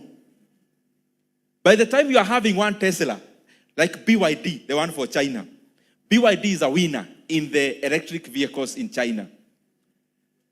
Tens of BYDs in quotes collapsed for BYD to be what it is. Because it was a race of competition. So, investment gives you an opportunity not to lose your money in the other BYDs that collapsed, because you just go to the BYD that worked. And then, it eliminates from you the founders who were frivolous. These founders started yake ikazama, huyu wakaanza yake haikuwa na soko, huyu wakaanza akakula pesa. The market sorted that for you. Eliminated all that, presented to you the BYD that worked. That is why I invest in companies. Then you do research, because there are many that are listed. Just imagine how profoundly advantageous this is. Unapewa opportunity, You know, by the time unaanza weka hardware hapa, inaendelea vizuri hapa, kuna watu kama 10 umeweka wakifunga. By the time unaweka biashara ya kuuza miti pale bypass, pale Kamakis, kuna watu wameuza miti hapo ikakauka wakaenda. You has worked. So yani dunia eliminate hizo zote, imekupresentia the ideas that worked. And even within those, because you are the investor, bado uko na maringo. Okay, kuna 60 companies listed in the NSC. So by the time they are listed, it means they are the winners. Kuna mingi zimeanguka in the same sectors. But you are still having a choice. Out of the 60, I want to go for the best. That is the kind of opportunity investments give you. So you check the companies. I want to highlight 2 things. You need to check when you are buying companies. And me, I'm talking about the ones that are listed. Public companies. Zinaitwa PLC. Publicly listed companies. Unaangalia sector. Sector gani hapa inafanya biashara mzuri? Unaangalia finance. Hata hakuna finance, banking, insurance, agriculturals. With your phone. Zile vitu zote unajua, huwa una browse. Una browse Facebook hivi for 30 minutes. Ukiulizwa na mtu, wewe kati simu chini, this is a piece of paper, write what you are scrolling. If you have all that time to scroll Facebook and you actually can't write 1 sentence after 30 minutes of scrolling, then get some time to actually Google about some investments. Check investments. Check the companies listed in the NSC. You can ask Google anything. Siku hizi juu ya Gemini yao wanakupea ile wasa kufanyia AI. Wanakupea yani chakula wewe ni kumeza tu. Yani mtu ameenda amewinda ng'ombe akaichija akaichoma akakukatakatatia, you went even further, akakutavunia, anakupea tu umeze. Mimi naona hapa ni wengi tulifanywa hiyo madizi na wazazi wetu. Hiyo kutavuniwa madizi. No wonder you are so intelligent. Like your fathers and your mothers. So, you check the sector. Only 2 things I'll tell you me what I use mostly when I'm investing in shares. I look at something called, I keep talking about it. I hope you will not nickname me those 2 things. One thing is called PE ratio. Price over earning ratio. And I'll repeat this thing to you until you all do it. To be honest, me, I don't want to make money out of NSC alone. I don't. And I'm honest and I'm serious. I don't want to make money out of the Nairobi Securities Exchange alone. Because there are opportunities of hugely undervalued companies. Companies that you are buying for a fraction of what its worth is. So, PE ratio measures what? If you bought this flat, it go up next. Was even 100 million. And that flat has 10 million in rent per year. How long will it take you to recover your money? 10 years is the PE ratio. PE ratio measures periods. How long will it take you to recover your money using the previous net profit? How long would it take you? Yani huongezi rent na umefunga nyumba na hata kama haikuwa na watu wawili wameoccupy, hata hizo nyumba hukodeshi. So the last previous rent ndio unatumia to gauge how long. So the last previous profit of the company. Hebu toeni simu.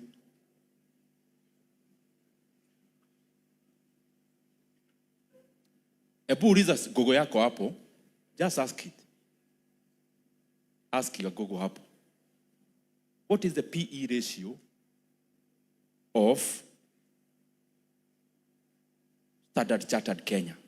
Standard Chartered Bank Kenya. Na mkifanya unainua mkono unasema there could be a prize after this of 2 samosas. Zile samosa tuliambiwa Reverend will buy you 2. Unafanya haraka, nataka tukimbie. Yes? Kuja. Kama. Utatuambia hiyo top ulibuy wapi. Haya, kuja hapa. Hapa tu. What is the PE ratio somebody else of Kenya Pipeline Corporation, Kenya Pipeline? Ukifanya unainua mkono juu. Kenya Pipeline. Haya. Come my sister. Yes, come. Haya. Somebody to Google this. What is the PE ratio of Equity Bank? Somebody haraka. Usitoke kwa hiyo page. Kuja hapa come here huko nyuma. Haya, somebody else to do. What is the PE ratio of Kengen? Yani hata ukacurate. Yani Gemini ndio imekuwa advisor wako sasa. Kuja my brother huko nyuma. Unakaa Albert Einstein hata. Haya. Msikompare. Hii si exam ya wax. It should be different. So if you copy, you are copying the wrong question. Haya. What is the PE ratio of Kenya Power? Somebody do that for me. Haraka. Come. Uja bro. First of all, as you come, please give somebody, come bro. Somebody tell me what PE ratio is through what you understood. That na Kiswahili, talk even in your language. What did you understand what PE ratio is? Somebody? Patia huyo. Yani layman's terms, useme uli understand aje.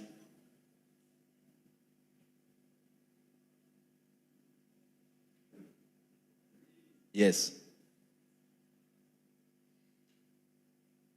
Huyu anajua hata kuwasha mic. Ampatie hii. Kwanza anatumia ya Reverend. Ile utarana na viatu. Good evening. In my own understanding, price to earning ratios is how long it will take you to recover the amount you invested on something. If you base on net profit, Yeah. Okay, the only discounting here is, we are talking about shares. The company may not pay you all the profit they make. So when you're doing the P ratio, you have the demeanor of a person who is buying the entire company. And all the time you are buying shares, never buy shares like you are buying shares. If you want to buy the right share, buy the share like you are buying the whole company. That if you are given the opportunity to buy all of it, there is so much value for you. So that's how you look at it. Somebody else, how you understood. In your own language. You can even use an example because I want this to sink. This side. What did you understand P ratio is? And don't tell us, either P or primary. Either physical exercise. Yes. Don't even use technical terms. Say how you understood it. So based on how, I hope you can hear me. I've understood it. Let's say, for example, if you're to invest 3 million in a matatu, and it gives you X amount per month, the P ratio is how long will it take you to actually kujazilia for the 3 years, for the period of years. So the period of years is the P ratio. Very good. Makofi. Mimi naona ni kama kuna mtu aliwafunza vitu na wafunza bana. I think nikikuja tu na exam ufanye tu exam mara moja. Haya, unasema what you are doing and you. Wewe ulikuwa unafanya which company? Na wewe? Wewe? You? No, utamaliza. Anza huko. Huyu wa Kenya Power anaweza zima stima, acha kuya wa mwisho. All right. Haya. Praise God. So I was handed the Kengen.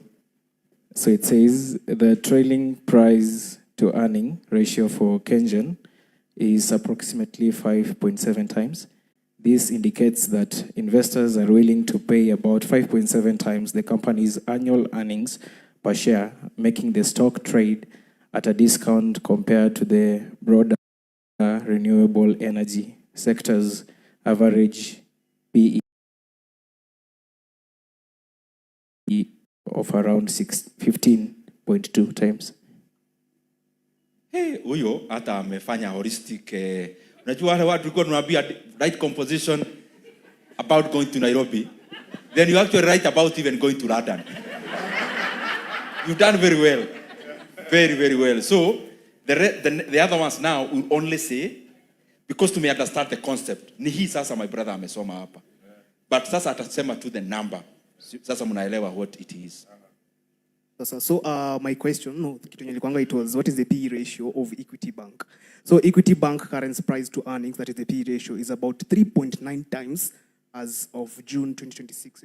Yeah. Very good. Ebu tuambie, what do you, in terms of a flat, what does that mean? Flat, yani kununua nyumba hapa hivi. In terms of a flat. So, for example, this is a flat. The D3... Thank you. The D3C are flat, right? So I've invested in this flat. I've decided to buy some shares. So in order for me to receive the month that's supposed to be earning, however, it's going to take me like 3 times, 3 points. Okay, actually, ndikwe more, itakuwa 4 because it's a 3.9, which is a marginal area of 0.1. So it's going to be like 4 times, like per annual for me to get the shares. Mutajuaje. Very good. So it will take you 4 years. 4 years, yeah. Yani umebuy flat hapa, itakutake 4 years urikabe pesa ulilipa, na flat ibaki ikiwa yako. That's the thing. Let's go on. I was looking at Kenya Pipeline Company, and the PE ratio is 22 to around 22.2. Or do you invest there? Very good. Nyinyi munaelewa hii mambo hata sijui mliniita kufanya nini. So I was working with Stanchart Bank, Kenya, I believe, because there's global and Kenya. So I stayed to Bodama. So for global, that's the parent, Kenya. So it's 6.8 times to 10.2 times. Actually, it's around 10. Yeah, 10 to 12 for Kenya. That's the Standard Chartered Bank. Higher. Kieni. I was working on KPLC.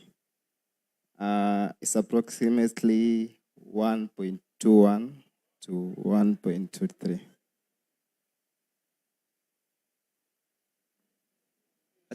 Wachaji kujifanyisha haya.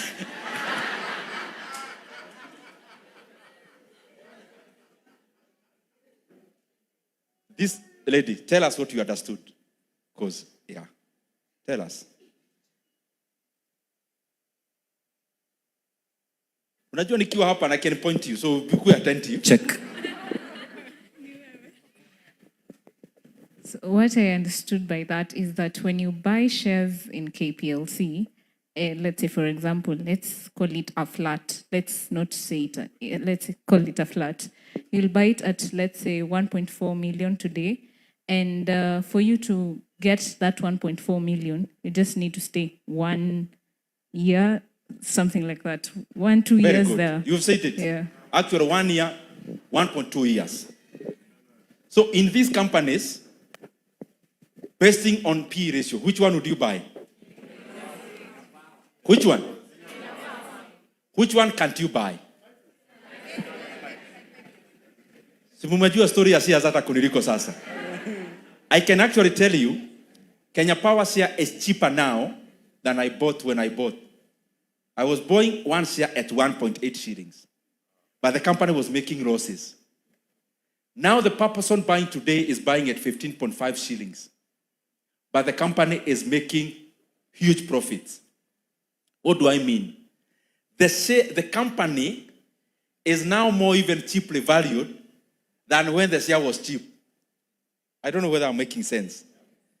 You buy a flat at 10 million, but the same flat is giving you a rent of 1 million. How long will it take you? Yeah? 10 years. Now you buy the same flat. Mambo imebadilika, imepakwa rangi, imewekwa tiles, nini. The same flat, you buy it at 50 million this time. It's more expensive. But it is giving you rent of 20 million a year. That is the analogy now. Of the two, either you're 10 million or you're 50 million, which one would you rather buy? That is it. Now, ya mwisho, the last formula I want to leave you with. Utakuwa unajifanyia kubuy shares. Inaitwa price to book value. Unaweza weka P of a B value. Just that. P of a B. And it applies to all companies, but more in banks. It measures this. Book value, mtu amekuja amefanya surveyor, quantity surveyor, amevalue hii flat iko hapa next at 100 million shillings. Na tumekubaliana na imewekwa kwa file. Hii flat ni 100 million. But wewe utokee na mwenyewe akuuzie na ukubali 150 million. Between wewe kununua na mwenye anauza, you who is the buyer, are you buying at a discount or a premium? A flat book value yake, yani surveyor amesema hii flat value yake mzuri ni 100 million. Na imewekwa kwa drawer. Wewe umekuja na umewekelea 150 na ukauziwa. Umeibuy na premium ama discount? Premium, si ndio? Na ukibuy na 70. Here 150. So what you do price to book is 150 divided by 100. What is that? 1.5. So you've bought at 50% premium. Mimi nawafunza vitu ndio hii dunia isikukalie na mahesabu. Mahesabu wanasemaga ni gumu, lakini hapo nini gumu sasa? 150 divided by 100 is 1.5. So he 0.5 is 50%. So you bought it at 50%. Higher. Who was 70? Since 70 divided by 100 is 0.7. So he's buying at 30% discount. So nataka tubadilishe kampuni. Hii nataka tufanye banks alone. Standard Kenya. Absa Kenya. Equity Kenya. Equity Bank Group.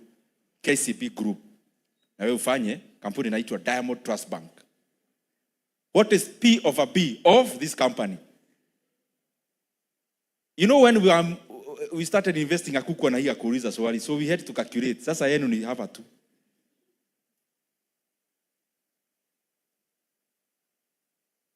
What is P of a B of those companies? Let's start that side. Acha nikusaidie na mic. Tumefanya 2 banks, but you can do for any other company. Yeah, for the Standard Chartered Bank, the price to book ratio is 1.8 times to 2.1. Very good. Let's say summary, I'm averaging 1.9. So what does that mean?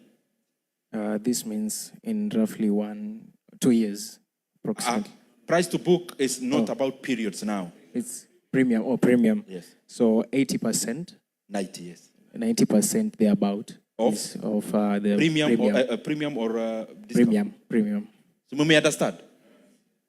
And you are almost buying it 2 times. You are almost buying that flat at 200 million. Yeah, so for Absa P over B is 1.44 times, meaning it is 45% premium. Very good. Higher. Equity Bank Group, 0.87. Meaning? Discounted at 13%. Very good. KCB Group, 0.45 times to 0.55 times. Repeat again. I want you to hear. So KCB Group's price to book ratio currently sits at approximately 0.45 times to 0.55 times. Haya. Hata ni sawa. Who's the last one? I was doing Diamond Trust Bank. Price to book value is 0.3 times to and 0.4 times. What do you understand by 0.4? He flat ya 100 million, unaibuy how much? Unaibuy how much?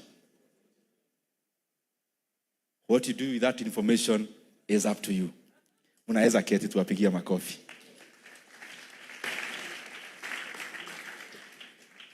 So lastly, very lastly, I want to interest you when you do about public companies, when you go home, start something called private equity fund and start something called venture capital. Hapa KU kuna wase wako na ideas mzuri sana za biashara, especially in tech. Maybe unaweza wekelea kitu kidogo tu kwa hiyo idea. Wewe msea create business na uko na percentage kwa hiyo biashara. The people who became billionaires, some of the people becoming billionaires today out of SpaceX listing, ni watu waliwekelea tu pesa yao kidogo kitambo sana. Sasa wanakuwa mabillionaires leo. People who ended up becoming billionaires out of Meta or Facebook, ni msee aliwekelea pesa kitambo. Kuna, for example, Google, kuna 2 professors walikuwa wa hawa founders. Wakawekelea, I don't know whether it was 500,000 then. Both are billionaires in dollar terms. Because waliwekelea in terms of a venture capital. Company grew, and as it grows, your value also grows. Ladies and gentlemen, there are opportunities for people to make money. Let us not think that the traditional ways of making money are the only ways that exist. Even in our own market, there are many profound opportunities out of the gap of information. And not always know, you make money out of the information gap.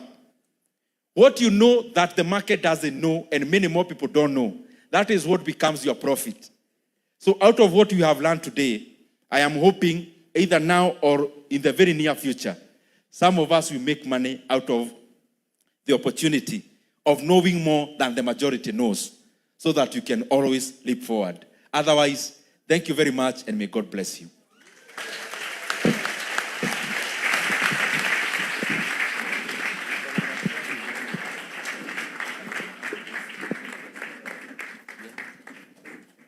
Thank you. You may have your seats as we...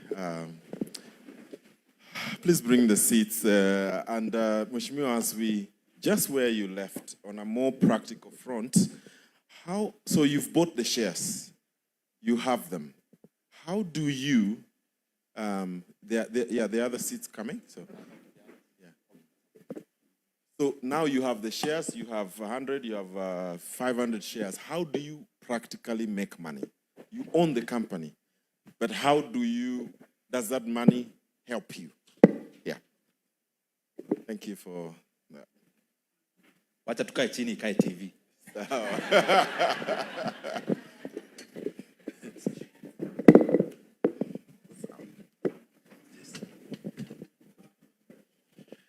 All right, tumesikia swali. Nimesikia. And I'll be very precise in questions so that we can get as many. Okay. So you make money out of investing in companies in 2 ways. One is income. The second one is something called capital gains. Income means dividends. When the company makes profit, they share part of that profit to you. They reserve some for growth of the company. It's called retained earnings. That's one area, dividends. But the main reason I buy shares myself in companies is not because of dividends. It is because of capital gains. For example, what I have just shared, you buy a share at an average price of 1.8, like it did in Kenya Power. The price goes up. Today it is 15.50. And it's actually after coming down a little bit because of Iran, it was 18. So meaning, if you invested, let's say, back then 1.8 million shillings, you got 1 million shares. And we are talking about 2024. The share was around 1.8. Hii 2024 ya juzi. So your 1 million shares would be worth how much today? 15.5 million shillings. But you've actually received dividends from 2024. And people who actually owned these shares, they've already recovered their 1.8 shillings on dividends alone. Wow. Yeah, I bought shares in 2008 and I never went back. It was ever ready.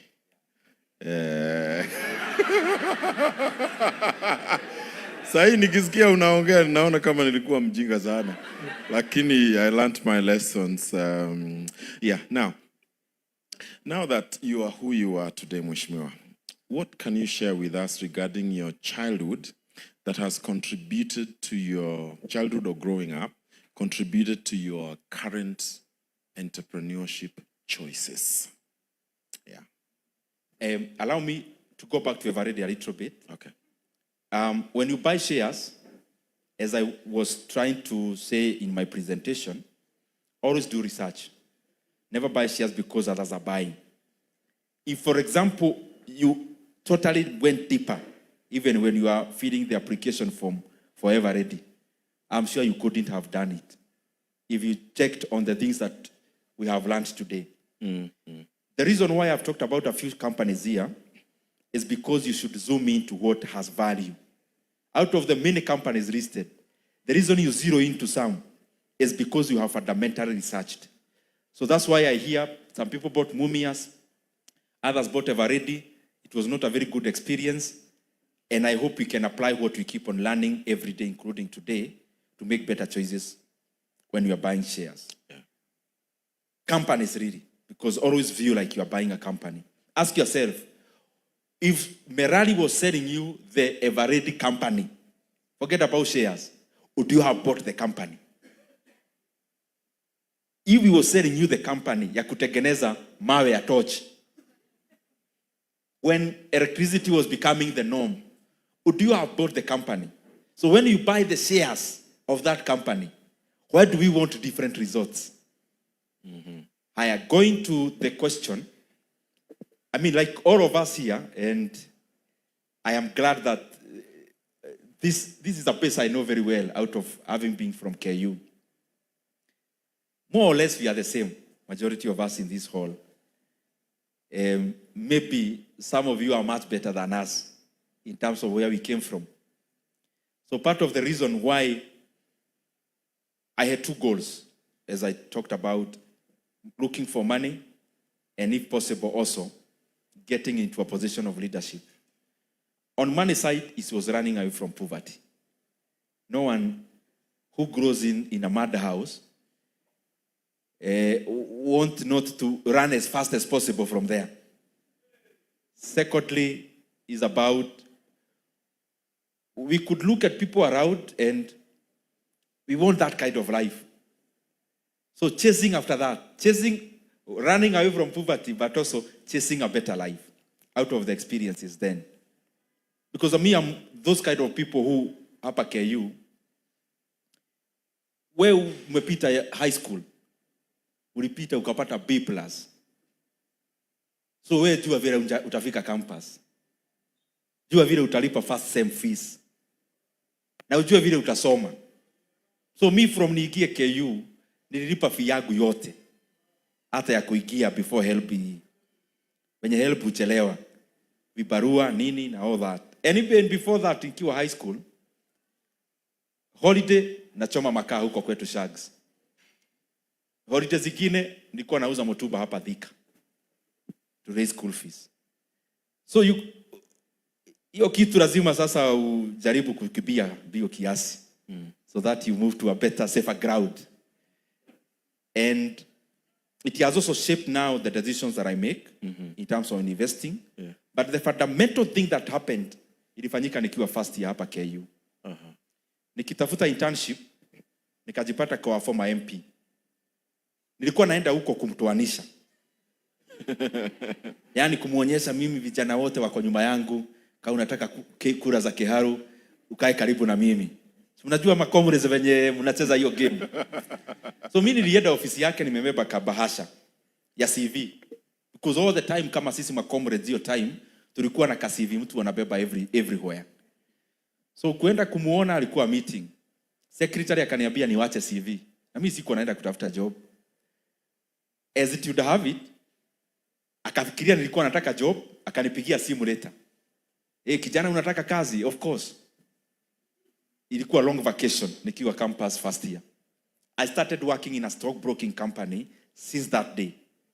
So hii story yote ya shares, hata nikifungulia kina Cyrus CDS account KU, nilisoma kwa Genye Kariuki, who was our former MP. So that also has been great, both on investment front, but also in politics. He was our former MP. I went for pupillage in terms of stockbroking in his farm. I do stockbroking today, and I'm MP. Those two things are not coincidences. Oh, yeah. Thank you. Thank you for that. Now, before we open it up, as a Christian, Mheshimiwa, what is your comment on prudence and giving and tithing in relation to being a steward of resources?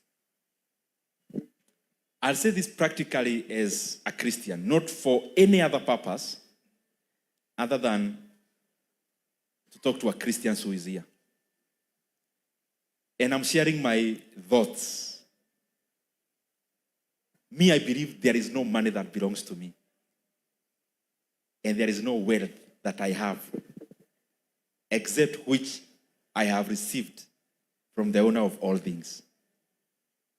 So once you have that perspective, money can't possess you. But also number two, money can't own you, and you cannot obsess over money. I love the process of investing and all that because we are human beings, but not to the point of money possessing you. So when you're at that level, you clearly know that you received 100 and only 10 is required to progress the actual work of the owner of even the entire 100. So giving does not then become so difficult for you. And I remember one time when I was just kungangana, and I would call my vicar at home in our church and do what I needed to do. And it would seem like somebody is doing so much, especially given this is a rural church. I don't want to go into very deep details. But I'm just trying to say, giving for me, you don't give because you are actually being compelled. You give by knowing that all you have is actually not yours. And you've become so much gum. Umepewa pesa, umepewa maji ufikishie watu pale. But mikono yako inameza maji yote. Unaweza kosa kupewa hiyo kazi ya kupeleka hiyo maji. I hope you get what I mean. So when you know that this business for me is doing so good, it's not because I'm so special, it's a blessing, then you become very humble and you freely can release as much as the owner would want you to release. Wow, thank you. Is there anyone with a question? So let's do this, okay? Let's have you stand up. So if you have a question, stand up, so that we know how many. All right. Check 1, 2. Okay, good. So let's do. I think we ask all of them, and then great. Okay. So all right, please go ahead, sir. 3. So let's do you, and then her, and then we'll come to you. All right. 3. Great. Proceed. All right. Thank you for the opportunity. Thank you, Mheshimiwa, for the session. I always enjoy watching your videos. My name is Samuel Kagwe. I am the CEO of buybiashara.com. It's in the space of mergers and acquisitions. And you you are a big advocate of investing in public markets. But as per my understanding, most of this wealth that we're talking about, as you have hinted, kidogo, is made when you invest before these companies go public. And then the most wealth is usually unlocked when you actually sell the business. The wealth is not so much through profits, but when you exit the company. But now in our market, this is not a very common phenomenon. I would want to hear your thoughts. What would it take to make secondary markets a major thing, to give it the right structure? That is the thing we are attempting with Buy Biashara, but I'd appreciate your insight on that. Great. Thank you very much. What's your name? Samuel Kabe. Thanks. All right, Rosemary, there you go. Oh, thank you so much for the opportunity. For me, I've learned so much. Thank you, Mheshimiwa, for coming. And, I've never thought of shares as a place, as a space I can fit in. But I've started Googling, how much would I need what's the minimum shares I can buy with KPLs, all that. And I believe that when you come next time, as you have said, then we'll have taken a step. So my question is in regards to your advice on employment versus entrepreneurship. So I've actually worked in both spaces. I'm a teacher by profession, actually a KU in this case. So we are comrades. So I've been employed for quite a number of years in the education sector, but I'm currently doing business. I run a school, of course, a community school, so to speak. When I look at what I'm doing currently, I honestly appreciate the younger years of my life when I was in employment, because through that, I learned so many skills that I'm using today to run my business. So in essence, I don't know, and is it possible? Okay, I know I'm older, but there are young people in this room. So I'm asking on my own behalf and on behalf of them.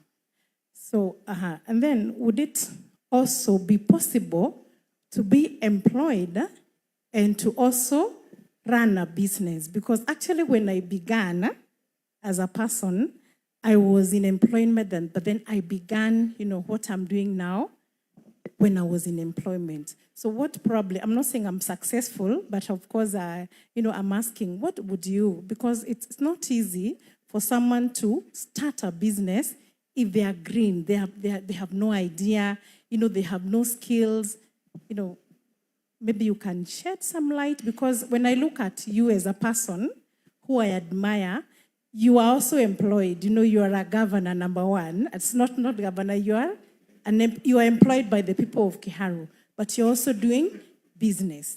So I don't know, entrepreneurship, employment, and all that. Kindly shed some light. And yes, thank you. Okay, the last one, and then we'll take a break. As he answers, then we'll come back. Okay. Thank you so much. My name is Collins. I live around here, and I'm also, I do business. I'm a realtor here. And I just have, my question to you, sir, is you might have ideas, but where do you get investors? In the sense that you have ideas on how you can put tarmac, but you need 100 million for you to put the tarmac. Where do we get these people with 100 million? Yeah, that's basically my question. Thank you so much for the insights, and God bless you. All right, please proceed, Mheshimiwa. I'll be brief so that we also get another round. Samuel Kagwe, I'm glad that you are already in business. In terms of exits, public companies, let me start here. There is more money to make in our market when you are buying a listed company than when you are buying before the listing. Because it is the market that has undervalued the companies. It is not the companies that are bad, it is the market that has undervalued the companies. For example, if you check Family Bank, you'll be listing later this month. it is likely to be more valued than Equity and KCB and DTB and the rest. Because there is more value for a company outside the market nowadays than in the market. And that is why my inclination now is to buy the listed ones, because they are so cheap compared to the private ones. So exits are two ways. Exit of a public company is basically giving a sale order tomorrow or Monday. You sell your shares and you receive your money after 2 days. Because Kenya operates on something called T+2, trading day plus 2 days. Now, I understand probably the exit you are talking about is the private one. Beyond the public listed companies, the other frontier is called private equity. Private equity is where there is a gridlock in exits. And the reason why there is a challenge in exits is precisely because when you buy a private company today, let's say you bought Family Bank, the best way to exit, because it's a lot of money, even if you're selling 5%, is through public market. And it is the public market that is undervaluing companies. So where you would exit in terms of an IPO, people are selling similar companies half the price. So that is the paradox, but also the opportunity. So that's why in this particular timing, if somebody told you to buy a bank that is not listed, you'd rather buy the one that is listed. The one that is listed is much cheaper than the one that is not. In terms of robust secondary markets, in fact, the reason why I talk about this everywhere I go is because our economy also can never grow until we have a very good, robust secondary market. It's not just a matter of investing, but also an issue of capital mobilization. When we have a robust capital market, you have a company, let's say, you have a manufacturing company doing mabati around the bypass. You'd literally come to the NSC and list other gems or the SM as an SME. So you'd raise money in the NSC instead of going to the bank to borrow money. But since our market is undervaluing companies, then companies are not incentivized to list. But it's also an opportunity for those who would want to invest in the listed companies themselves. Mwalimu, the place of employment and business. I agree with you that there are some issues that even me I learned by being in a company while I was still a student. How to handle employees, how to work with systems. I can't discount that. It's important. But I wish this can be learned through what we do before graduating is called what? Internship. I wish that can be learned through as a part of learning, not as a part of working. Because if I look at the characters who are giving examples here, they never got an opportunity to work anywhere. Zuckerberg, Elon, Google brothers, all of them, they learned by doing. They never learned by hearing and by observing. It's by doing. So that's a balance. In terms of being an employee, I agree. What I was talking about is being employed in a person's company. So my inclination is, and my thinking that I'm sharing with all of us, that dream job you're looking for is not in the air somewhere hanging. It is in a company somewhere. So I'm requesting us to go the notch higher. Who is this person? How can I be like them?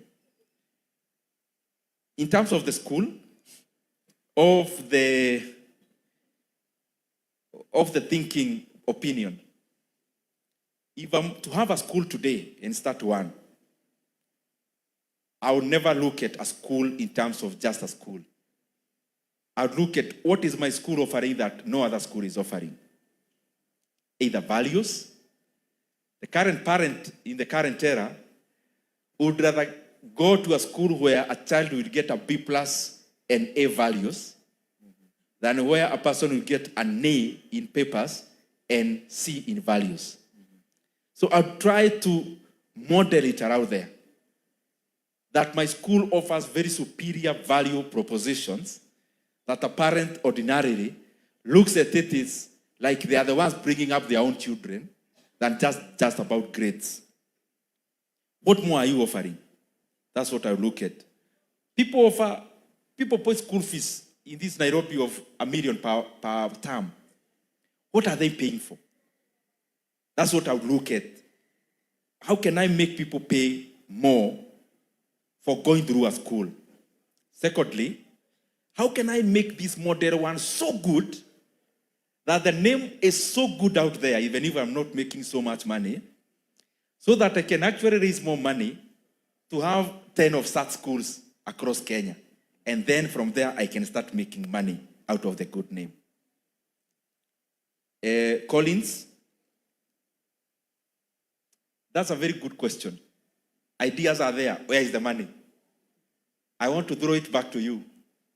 Where you don't see people playing, or the field you don't see people playing in, is an opportunity for you to start playing in that field. It tells you there is a robust opportunity for Kenya when it comes to private equity and venture capital and seed money.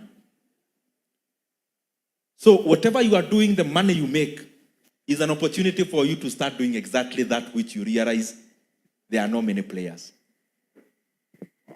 Thank you. All right, there's a question? Okay. And there was another one. So somebody. Yeah, that guy was fast. Okay? So let's have you, and then we have you, and then you, okay? Good. Thank you, Mheshimiwa. By way of introduction, my name is Muthui. I have 2 questions, and probably is to you as a legislator. So from budget ya jana, we have a deficit of around 1.1 trillion, and it will be heavily financed from local borrowing.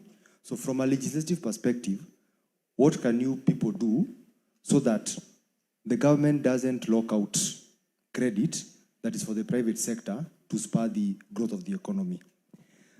Swali ya pili is on power.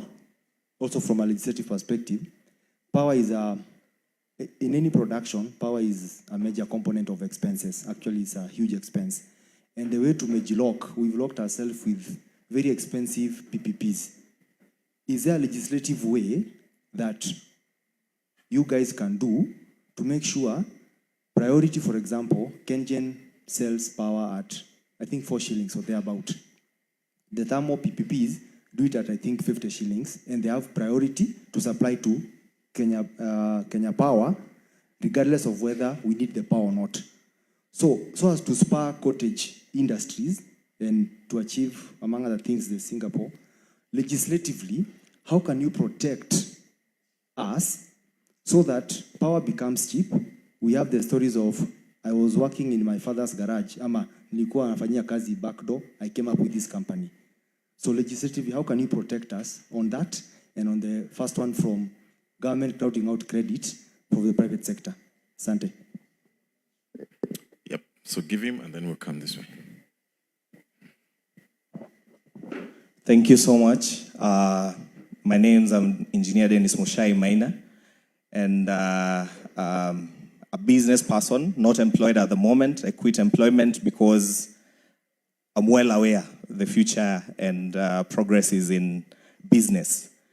And also an upcoming politician. Thank you so much. And Honorable Ndindi Nyoro, you inspire me so much in terms of your leadership and capacity. Now, my question is in regard to investment towards manufacturing. China is where it is right now because out of every 10 Chinese, 1 is a millionaire. And it's purely because China identified that opportunity in manufacturing, decided to venture into it. I believe Kenya is the hub towards the future of manufacturing, even as we look at a scope of Africa, even in line with your quote that Africa is our business. Now, as an entrepreneur and an investor, I have a manufacturing idea in the health sector, in health consumables. I've already identified a funding company, and all I need... Please make it precise. Yes. All I need is a joint venture investor. Now my question is to you. Are you willing to come in as a joint venture so that we can push manufacturing? Kindly consider, I vied in 2022, and I think you are the reason I lost my seat. So, kurudisha mkono, consider that. Thank you so much. All right. Check. Yes, sir. My name is Peter. Peter, yes. Okay. My question goes to Mheshimiwa. Having in mind that you are seated next to Reverend Owiti, okay, and you are seated in an altar, in your line of duty, are there times that you have made money that you feel God needs to forgive you?